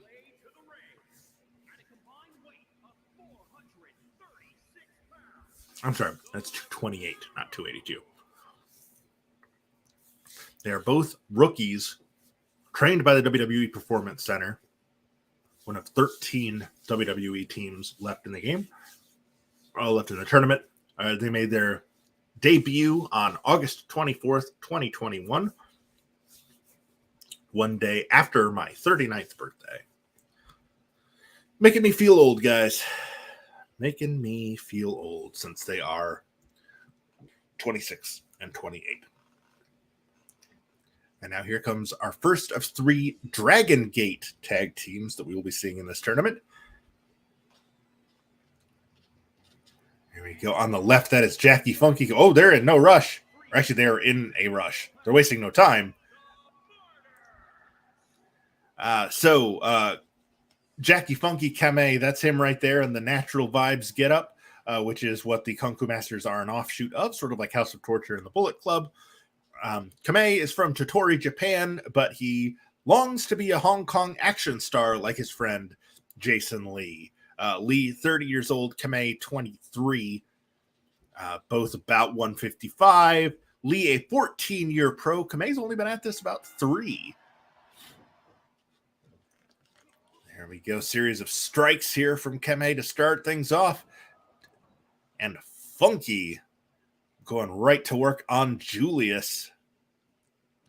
Again, Julius, the taller of the brothers, at 6'3", whereas Kamei's only 5'4". He's almost a foot shorter. Up to the top rope. Big splash by Funky Kamei. Hooks the leg. 1. Brutus breaks it up. Shot to the back. Kamei, of course, came up with his ring name, Jackie, as a tribute to Hong Kong action legend Jackie Chan. He's trying to stomp on Julius Creed. Kind of missed a little bit. That's all right. We won't hold it against you. Snapmare takeover. Oh, it fires off a kick to the face and busts Julius Creed open here in the very early going. Julius Creed, a bloody mess. Must have had blood in his eye as he swings and misses on that clothesline on Kamei. Meanwhile, on the floor, Jason Lee, can't tell what's happening in the ring, but Jason Lee working over Brutus Creed's arm. Looks like Julius is in firm control now, though. Nope. Nice counter by Funky. Kick. Nope. Julius with one of his own. Trading strikes here. Funky ducks a clothesline. Went for a DDT. Creed blocked it. Julius now double underhook suplex into a bridging pin. Beautiful move by Julius Creed. 2 count only. Jason Lee was late getting there, but it's okay because Funky was able to kick out. And Brutus sends Kamei to the floor. Sends Lee to the floor while Julius works over Kamei's arm. Again, we have had 6 straight upsets. Julius looked like he wanted to make a tag, but Brutus had his back turned watching Jason Lee on the floor. Oh, no, some joint manipulation here from Julius working over Lee's shoulder, giving Funky Jackie Kamei a chance to follow him in with a big drop kick in the corner. And another. Oh, man, the shots to the already bloodied face of Julius Creed. Stomping on the leg. Quebrada across the back. Little dance move there from Funky, followed by a splash. Oh, but now a brutal side suplex by Julius Creed. Has Brutus tagged into this match yet? I'm not sure he has. Single arm DDT by Creed, wrenching back into a Fujiwara armbar. Shoots the half, gets Kamei over, does not hook the leg. 1, 2. Oh, almost didn't need it. Kamei able to kick out. And Julius finally able to tag in his brother. Brutus seeing his first official action of the match. We've seen him get involved a couple of times. Oh, but a big right hand from Jackie Kamei just puts him right down, and Jason Lee is in the match now. Lee sending Brutus tumbling to the floor. Kamei backing off. It would have been legal for him to get involved out there. Brutus Creed re-enters the ring where Jason Lee is waiting for him with a series of kicks to the midsection. Makes the tag Funky back into the match. Oh, I thought he was going for a crucifix. Instead, he turns it into a tilt-a-whirl armbar. Julius breaks it up. Julius is going to need some medical attention after this match. He is a bloody mess. Then he takes a Manhattan drop and then a splash. Funky Kamei getting most of the action here. Hooks the leg. One count only, says the referee. But honestly, Brutus Creed has not taken that much abuse yet in this match. So it probably was. Oh, what's he going for? Oh, massive uppercut. Now pulling him to his feet. What's he going for here? He sends him into the corner. And now Brutus is bleeding. Man, those Creed brothers just have really thin... No, maybe he's not bleeding. Thought he was. Never mind. Overreacted. Brutus now with a big release German suplex on Lee. And then a big right hand on Kamei. Shot to the midsection. Lee breaks up whatever he was going for. Got him by the hair. Oh, man. A sort of a variation stunner code breaker by Jason Lee. Two. But Brutus Creed able to kick out.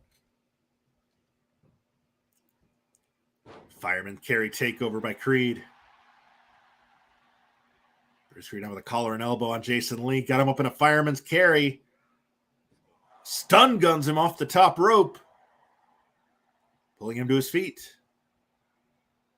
I'm not sure where he's going. Well, he's going to take him over into his own corner. He's going to tag in his brother Julius. Nope, decided not to. Maybe he's grossed out by all the blood. Oh, a dragon sleeper while seated on the top rope. Just choking Jason Lee out. And the Kung Fu Master's in a lot of trouble here as Brutus goes for the pin. 2 count only. The winners of this match will face the Street Profits in the second round of our tournament. The Creeds really want this to be the 7th consecutive upset. Of course, the Kung Fu Masters representing Dragon Gate do not want that. Oh, brutal submission hold here by Julius Creed. Turns it into a curb stomp.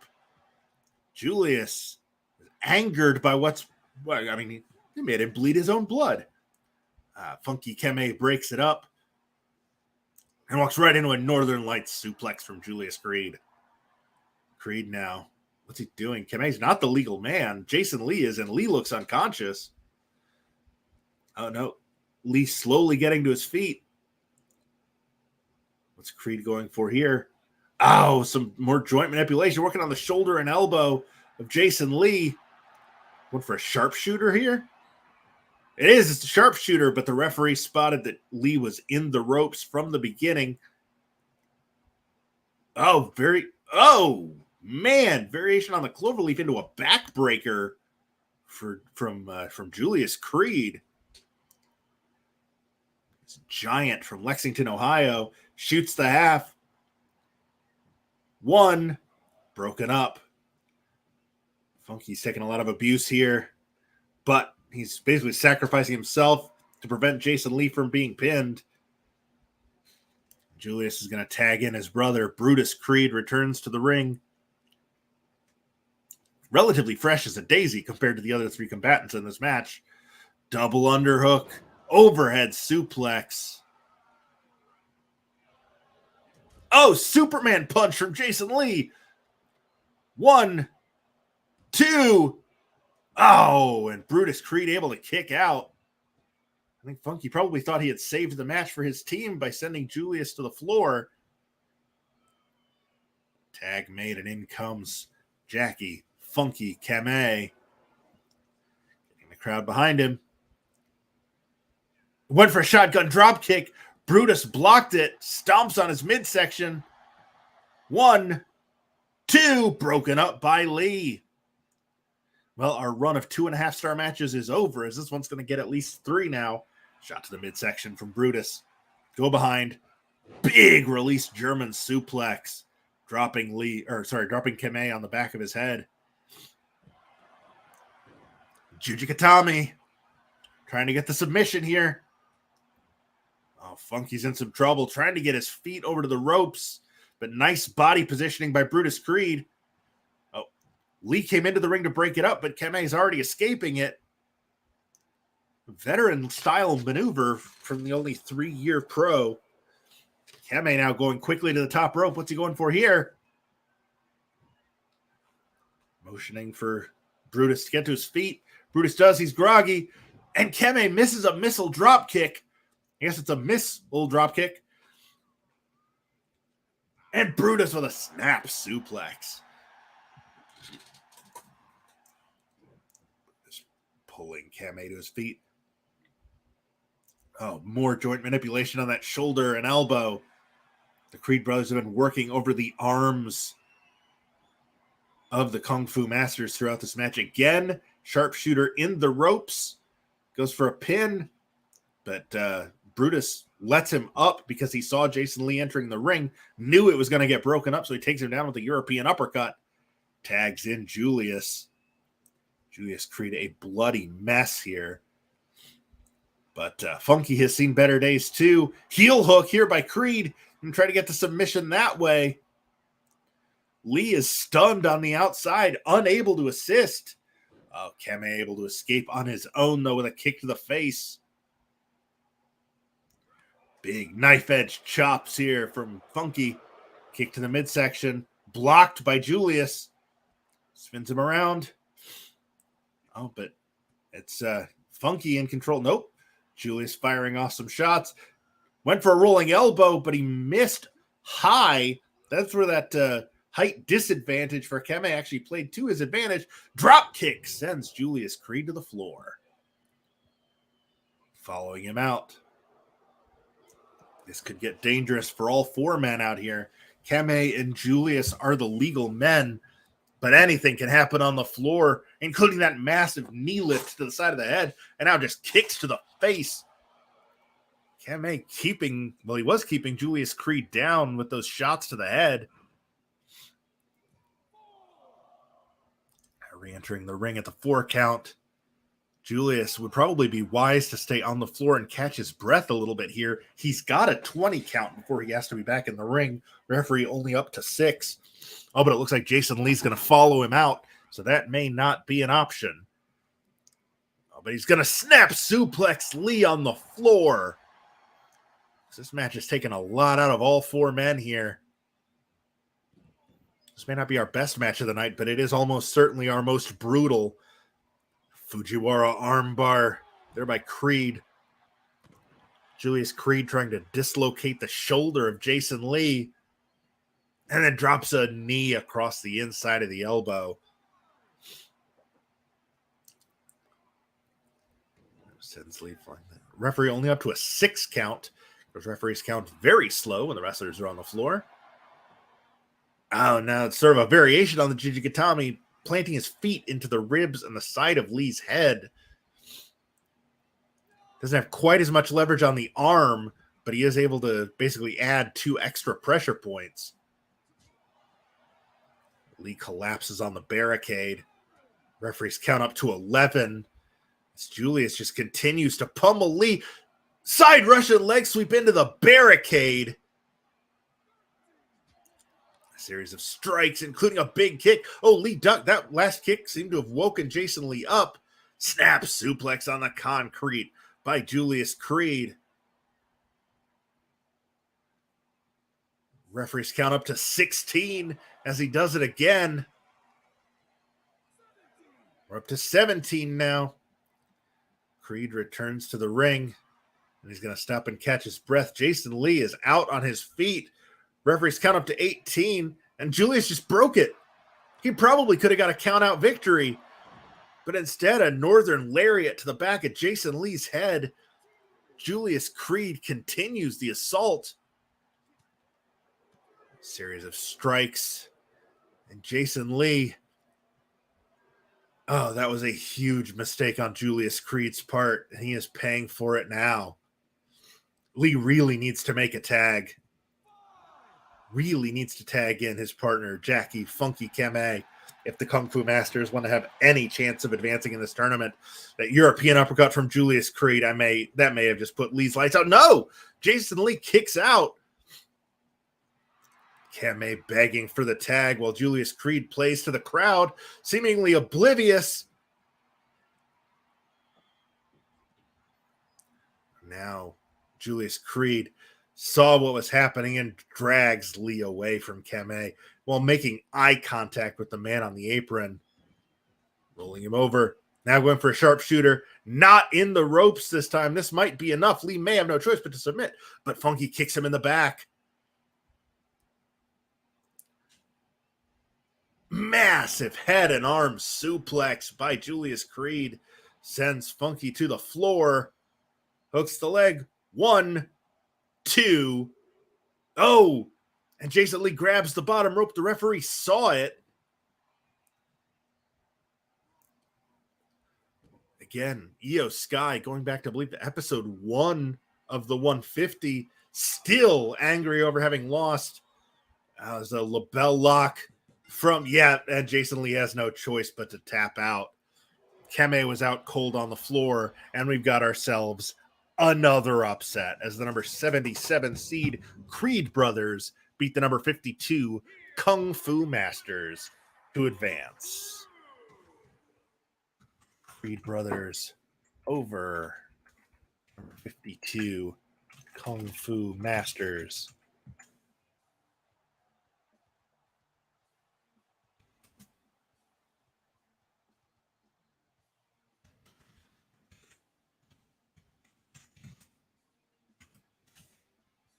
Four-star rating on that one. Amazing, says the WWE Universe. Well, that is great to hear. What's not great to hear for the odds-on favorites is that is now 7 consecutive upsets.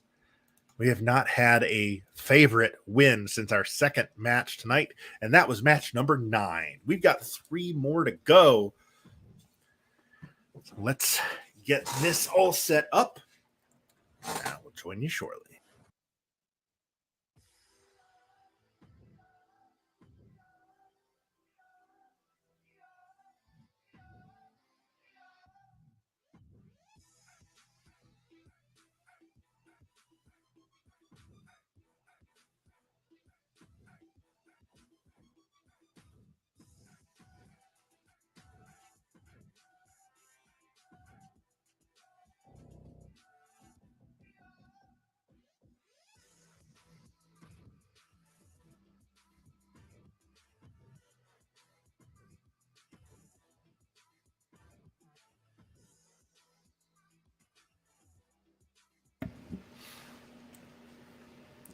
Here we go. The winners of this match will face FTR in round 2. That picture of Tamatanga, a little large. The picture of Daisuke Sakamoto, though, spot on.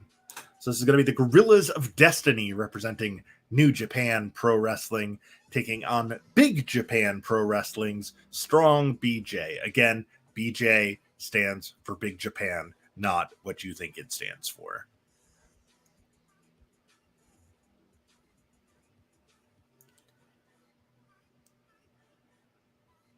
Loading very slowly. I'm going to take another quick bite of my food here.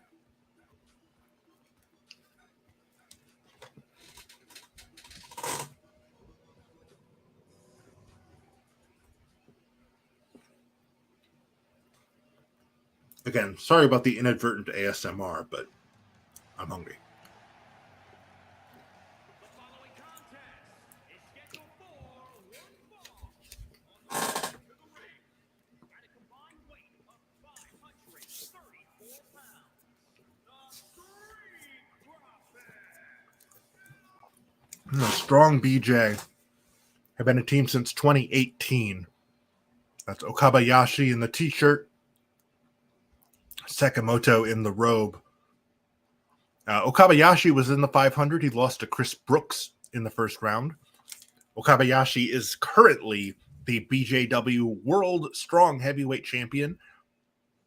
He's also 1/3 of the Yokohama Shopping Street 6-man tag team titles with Chicharito Shoki and Yasufumi Nakanue. At a combined weight of 512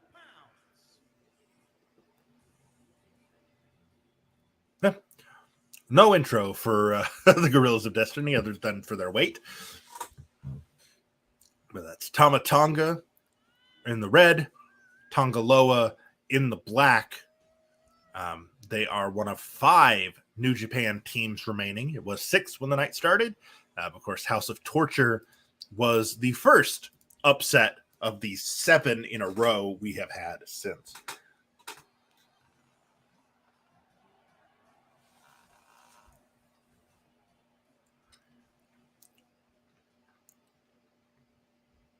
So this is the 63 seed against 66.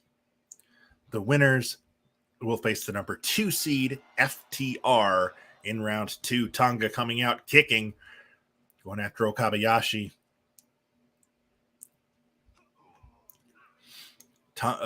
Both members of Strong BJ 5'9", giving up a lot of size to the Gorillas of Destiny.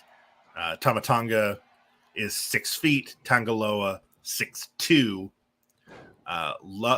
Tama Tonga is currently the never open weight champion. Both members of GOD were in the 500. Tonga lost in the first round to King Muertes. Tongaloa actually beat El Fantasmo, Kazuchika Okada, and Lance Archer before falling in the 4th round to Willie Mack. Looks like going for the pin. Okabayashi kicks out. Little early for that from Tama Tonga, but that's not going to stop him. And dragging Okabayashi across the ring, slamming him headfirst into the top turnbuckle, and now working over the elbow right in front of Loa. And again, sending Okabayashi headfirst into the corner. Tama Tonga just viciously assaulting the BJW World Strong Heavyweight Champion. It's champion versus champion in there now. Oh, nice springboard splash from Tonga. Stomping on the midsection of Okabayashi and then driving a forearm into his face. 1, 2. Wow, that would have been very quick. That probably would have been the fastest match in PWS history, I think. Okabayashi, whoa. He catches Tonga sleeping with that dragon screw leg whip, but instead of going to make the tag to Daisuke Sakamoto, opts to stay on top of Tonga with a big power slam. Beautiful move there. The referee way out of position. 1, 2. Oh, Okabayashi might have had him, but the referee had to run a lap around the pin rather than just going side to side. Okabayashi to the top rope. Massive top rope splash. Hooks the leg. 1, 2. But Tongaloa able to break it up. Sakamoto now cutting off Loa. What's Okabayashi going for here? Working over, it's a hammer lock, but now he's pulling back on the other arm, working over the wrist of Tama Tonga. Tonga badly needs to make a tag. Okabayashi does too. These two have been in since the match started, but Tonga is in a bad way right now. Tongaloa is significantly fresher, except he's about to take a suplex on the floor from Daisuke Sakamoto. Brainbuster on the floor. I'm sorry. I thought he was... Wow. Tama Tonga, though, hits the roll of the dice on Okabayashi. What? Oh, but Sakamoto slides into the ring, breaking it up. Tonga's got him up on his shoulder into a cutter. Beautiful move by Tama Tonga. Now he's got Okabayashi sending him into the top turnbuckle. Oh, he's going to send him up top, all the way up. Turned his attention to Sakamoto for a second. That gives Okabayashi a chance to go to the top rope and hit a big double axe handle. Nicely done by Okabayashi. Yuji Okabayashi now just deadlifting Tonga up into another power slam. Yes, indeed. just punishing the core of Tama Tonga since this match began. So Okabayashi finally going to tag in Daisuke Sekimoto. He's not, because Tonga fires off a big... What's this? Going for the Sai DDT. No, Okabayashi turned it into a power slam. And now in comes Daisuke Sekimoto, making his first legal appearance in this match. We've seen him get involved a couple of times, but he was showing off too much, which allowed Tonga Loa to tag in.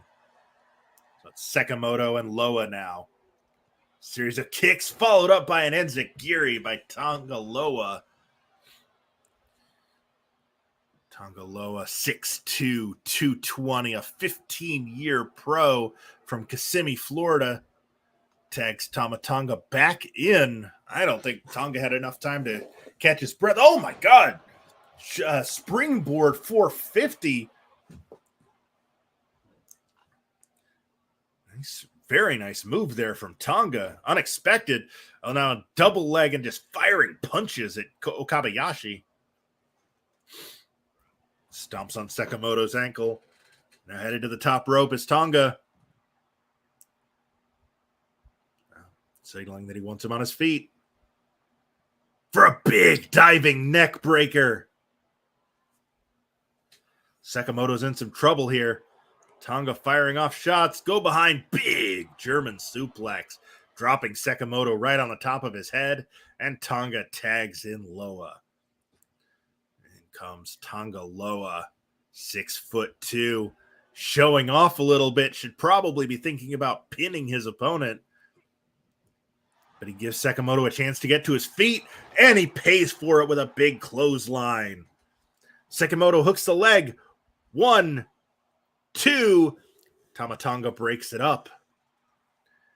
Sekimoto posing rather than staying on Tonga Loa.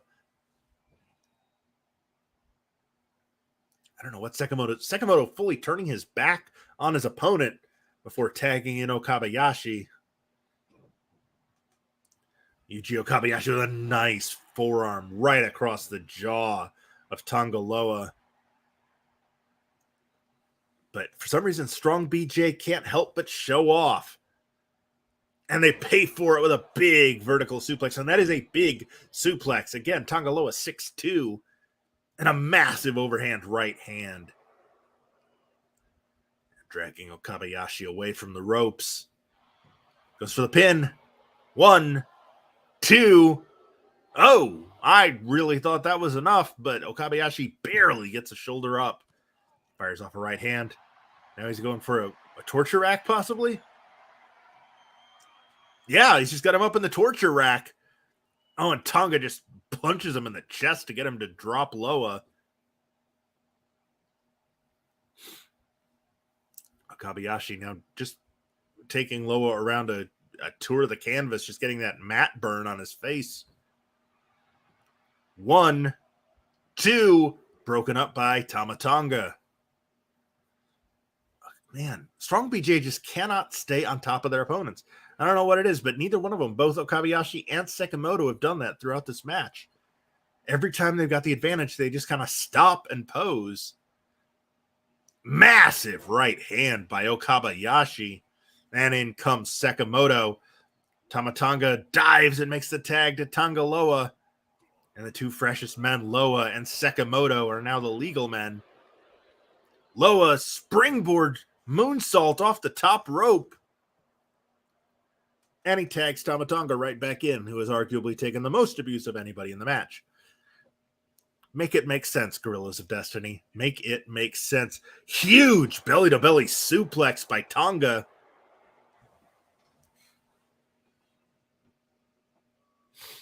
Not sure what he's going for here. Oh, just a pin. 1, 2. And another kick out. Sekimoto kicks out. We're up to at least 4 stars for this one. Very fun match here between the Gorillas of Destiny and Strong BJ. Tonga went for possibly a power slam. Sekimoto slides out of it into a side Russian leg sweep. Sekimoto in bad shape. So is Loa. A shot to the spine by Sekimoto. Oh, now he's got Tonga up. Oh, man, a backbreaker out of the torture rack. 1, 2. Tonga grabs the bottom rope. That is the second time this season that someone has been pinned while holding the bottom rope.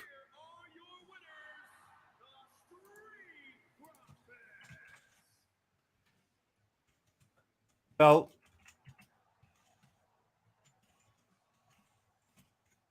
that is a very unsatisfying way for a 4-star match to end.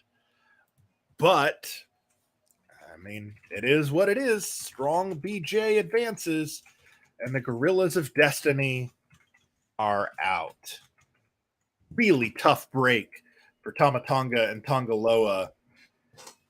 Not the greatest of strategy from the two of them. They should have been paying more attention to tags in and out and keeping the fresher man in. That may have cost them quite a bit in that one. But what really cost them was the referee not seeing Tama Tonga grab the bottom rope while he was being pinned by Daisuke Sekimoto, allowing Strong BJ to pick up the win and advance to round 2 and a showdown with FTR. Folks, we have 2 matches left here in the inaugural episode of the 100. I've had a lot of fun. I hope you have as well.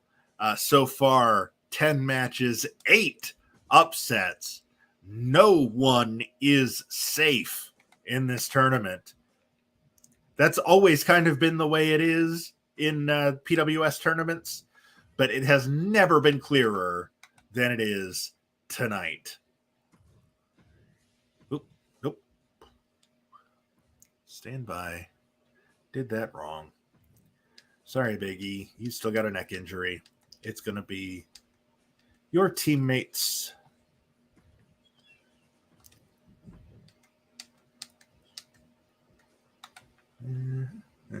There he is. There we go. So, Los Lotharios are just going by Angel and Humberto. They're not Angel Garza and Humberto Carrillo. But you know what? I imagine you'll forgive me for leaving the default in-game models in for this one. The winners of this match will face the Blondes in round 2. We know that because the Blondes upset Alpha Academy, one of our 8 upsets tonight. But here come Los Lotharios. That's Garza. That's Angel on the left. Humberto on the right.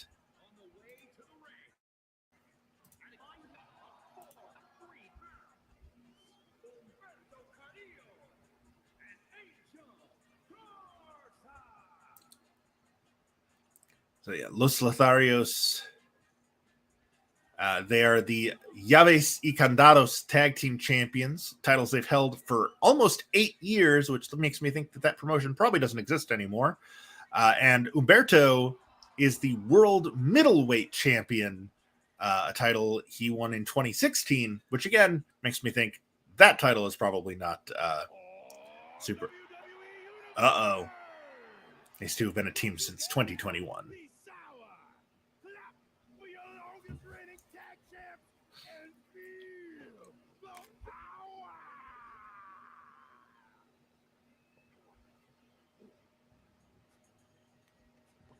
It's a new day. Yes, it is. And here they come. Big E tossing those booty-os out into the crowd.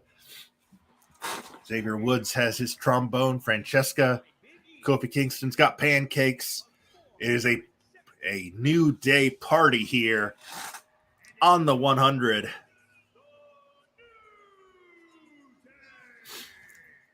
Quite possibly the most popular tag team of the last decade.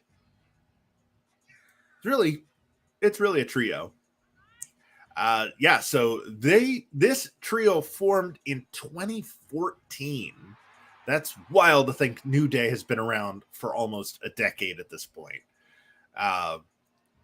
Kofi Kingston was in the 500. He beat Sidney Steele in round 1 and Dante Martin in round 2 before losing to Matehan in round 3. Xavier Woods also made it to the 3rd round, beating Kenny King and J.R. Kratos before dropping to Kota Ibushi. Didn't mention that Angel lost in the 1st round of the 500 to Danhausen. And Humberto beat Sami Zayn in round 1 before losing to Zeus in round 2. It's going to be Humberto and Kofi Kingston starting this one off. Of course, Big E in the corner of Kingston and Woods. Quebrada from Carrillo. And now working over the arm of Kofi Kingston. His leg trip there from Kofi. And now working over the arm. Kofi to the top. And for a boom drop early. Now big splash instead. Nicely done from Kofi Kingston. Both Kingston and Woods 18-year pros. 1, 2 count only, says the referee. Kingston trained by Killer Kowalski and Mike Hollow. Woods trained by Rob Adonis. Both Humberto and Angel trained by Mario Segura, while Angel was also trained by El Gladiador, and Humberto was also trained by Mr. Lince. Humberto is going to bring Kofi over to his own corner. Possibly a tag to Angel. Nope. Oh, just kick to the inside of the thigh of Kofi. I don't know what Humberto's doing. Oh, just walking him around the ring, slamming his head into stuff. That sounds like fun. Sends Kofi into his corner. Maybe now he'll tag Angel. Nope. Turns him around and fires a forearm to the spine and then one to the back of the head. Oh, and now a tornado DDT by Carrillo. Humberto is just beating the crap out of Kofi Kingston here in the early going of this match. Thanks so much for sticking with us over the last 2 hours and 15 minutes of this stream. Again, I apologize we started a couple minutes late, but I hope that the subsequent 2 hours have more than made up for that by now. Kofi going for the pin. Angel, well, see, now the referee sees Humberto grab the bottom rope. I still can't get over the fact that GOD got beat because the referee didn't see that. I'm going to kick to the spine by Kofi. Kofi to the top rope. He's going to go for another splash. He is. No, it's the boom drop. Lowering the boom on Humberto. And he's going to tag in Xavier Woods. In comes some awesome consequences here. On a big kick to the midsection. Now Xavier going to the top rope. We saw Angel coming in. Thought better of it. Tags Kofi back in. Humberto really needs to tag. He's been in there since the match began. And instead he eats a jawbreaker from Kofi. Kofi now working over the knee of Humberto. Rolls him over. Hooks the leg. 1, 2. And a kick out. New Day hoping to prevent a, what would that be, 9th straight upset on this show. They are the number 33 seed in there against number 96, Los Lotharios. This is a WWE versus WWE match. And now Woods. Oh, beautiful move there by New Day. 1. Oh, and Angel breaks it up. And Angel sent to the floor by Woods. Woods back to the top. Guillotine leg drop from Woods. 1, 2. Oh, no. Humberto able to kick out. New Day rocks. Woods trying to get the crowd into it. Turn his back on Humberto for a long time there. Oh, diving fist drop. Shades of Jerry the King Lawler. Jerry, our thoughts are with you. Big right hand and a left and a right and a chop. Humberto ducks another chop. Goes behind. Hammer lock into a side suplex. Humberto now Has Woods again taking him for a walk. Carrillo springboard, beautiful disaster right on the side of Woods' head. One broken up by Kingston. Kingston, it looked like he was going after Angel, but Humberto cut him off. I don't know why he did that. Kofi is not legal in this match. Humberto sends him tumbling to the floor. Goes after Xavier. Big DDT. Tag made, and in comes Angel. Oh, but he eats a big forearm from Woods. Chop from Angel. Series of kicks. Go behind. And now it's Woods with the kicks. And a super kick right on the jaw. And Angel goes down. Hooks the leg. 1, 2. Angel able to kick out. Angel has not taken that much abuse in this match. He has not spent much time as the legal man. Humberto has done most of the heavy lifting here for Los Lotharios. Oh, pop-up kick by Garza. Beautifully done. And now a kick to the spine. Angel hooks the leg. 1, 2. But Kofi able to kick out. Angel now with a quebrada. Doesn't go for the pin, though. I don't know what he's doing. But he is he's showing off. That almost never works in pro wrestling. Garza now signaling for Kofi to get to his feet. Missile drop kick right on the button. Garza dismissing Woods, not paying attention to the fact that Kofi is crawling toward him to make the tag, and he does. Xavier Woods is now the legal man. And he fires off a series of chops and a kick and a sling blade and a drop kick to the face. Xavier Woods is fired up here. Eat defeat. That's I believe he calls that Lost in the Woods. Hooks the leg. 1, 2. Humberto breaks it up. Oh, and a springboard bulldog by Woods. Gorgeous move there. Series of chops. Woo, woo, woo. Went for a big right hand. Blocked. Kick to the midsection by Angel. Huge spine buster. Went for a quebrada, but Xavier rolled out of the way. Xavier Woods now. Go behind. Big belly to back takeover. I don't know what he's going for here.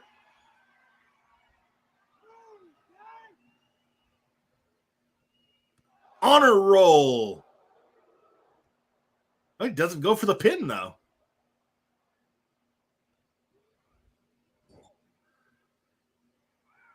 Tags in Kofi. Oh, it might be time. Midnight Hour.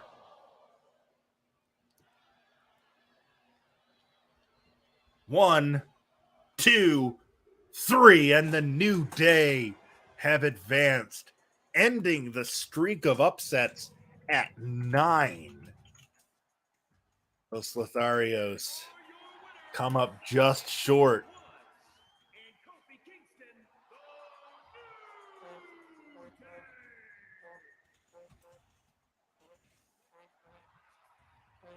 I believe this was another 4-star.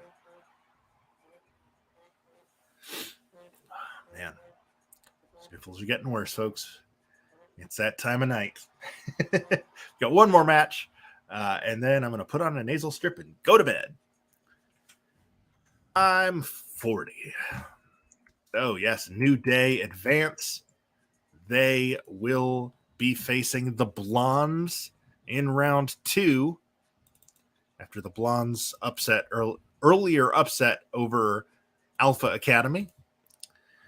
So we've had our first all WWE match of the 100. There's been enough talk. It's time for the main event. This one is an all AEW match. And it will pit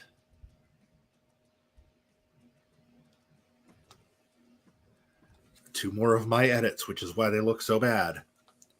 Boulder and Bronson, the Iron Savages, as they take on Angelo Parker and Matt Menard of the Jericho Appreciation Society, the team formerly known as 2.0.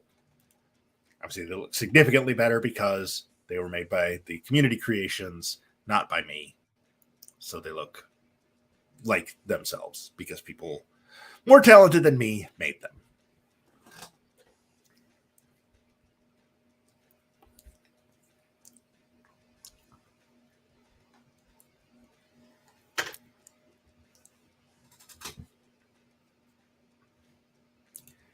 Man, the load times on this are just so bad.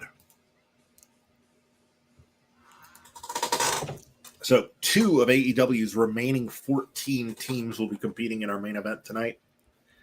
So far, of the 15 teams in the tournament from AEW, only the Guns lost when they were upset by TBT earlier. We are in Hershey, Pennsylvania. And here come Boulder and Bronson, the Iron Savages. That's Boulder on the left, Bronson on the right. These 2 mountains of men. One fall.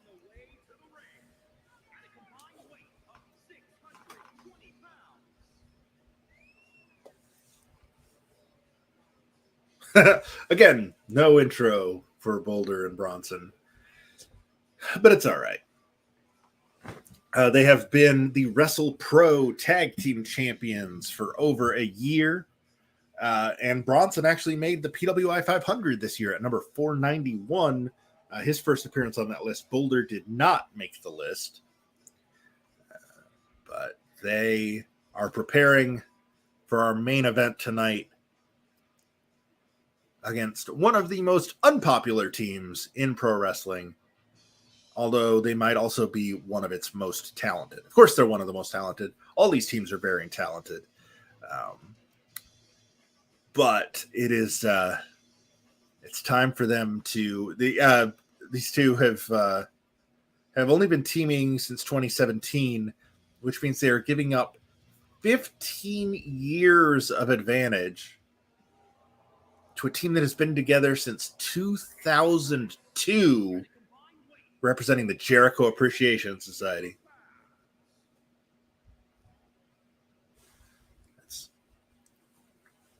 That's Cool Hand Angelo Parker leading the way. Daddy Magic Matt Menard behind him. The duo representing Chris Jericho's group, the Jericho Appreciation Society. The revolutionary force in sports entertainment. Were they both? Neither of them were in the 500 because neither of them were in the PWI 500 in 2021. But they both made it this year. Parker at 368, Menard 369. They're both from Montreal. Parker 5'11, Menard 5'10. Parker 194, Menard 202. Both 21-year pros, and they have been teaming since November of 2002. These are 2 veterans. The duo of 2, they've been 2.0, they've been 3.0. They've had so many names over the years, but now they are just Parker and Menard from the Jericho Appreciation Society. Bronson and Parker started the match, but Parker quickly tagged out to Matt Menard, and Bronson stretching him out over his back with that backbreaker. And now just pulls Menard up into a big release German suplex. So we might be having some connectivity problems here. I apologize for the lag. This is our last match of the night, so hopefully the stream will survive it. Gut wrench suplex there from Bronson. And now both members of JAS in there. Oh, nice striking combo there from Matt Menard. Save big money, Matt Menard. One count only. Bronson able to kick out. Menard pulls Bronson the rest of the way to his feet. And now brings him over to the corner. Bounces his head off the top turnbuckle. Now a series of kicks to the midsection and a spin kick to the jaw. Nice combination there from Daddy Magic, who does not capitalize. He's just showing off his fighting stance. There he goes. Now he's face washing him with his boot. And basically a broski boot there by Menard right across Bronson's jaw. And a knee to the face.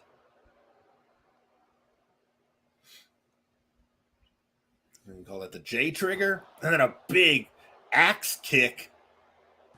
1, 2. Oh, that almost did it. Menard channeling his inner Booker T with that kick.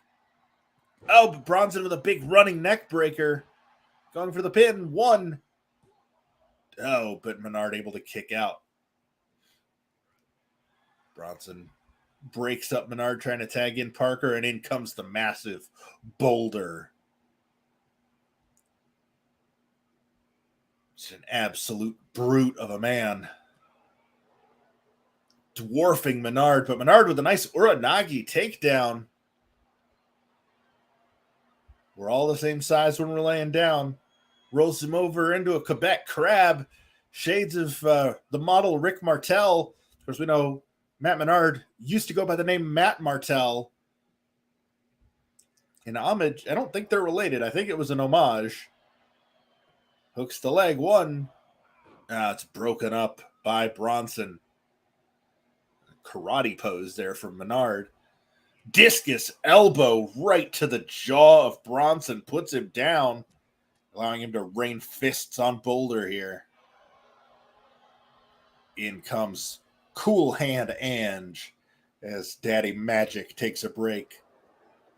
Parker driving elbows into the trapezius muscle of Boulder. And I was going back into that arm wringer. No, Boulder fighting his way to his feet. And a big right hand. It doesn't take much when you're that big. Hoists him up onto his shoulder and then stun guns him across the top rope. Boulder showing off.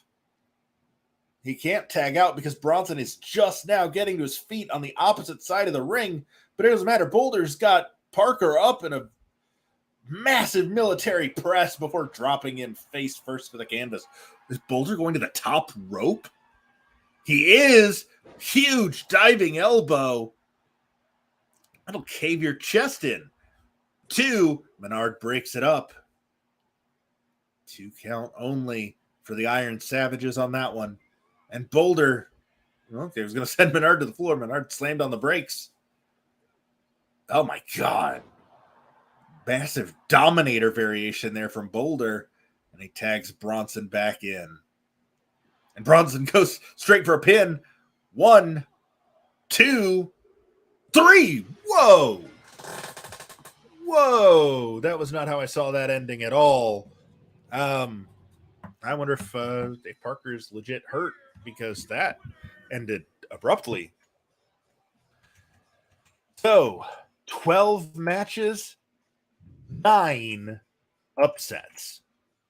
That is absolutely bananas. Angelo Parker and Matt Menard are the latest high seed to drop out. 2.5 stars. That's our 5th 2.5-star match of the evening. Let's see. That ended with Boulder hitting a Dominator on Parker.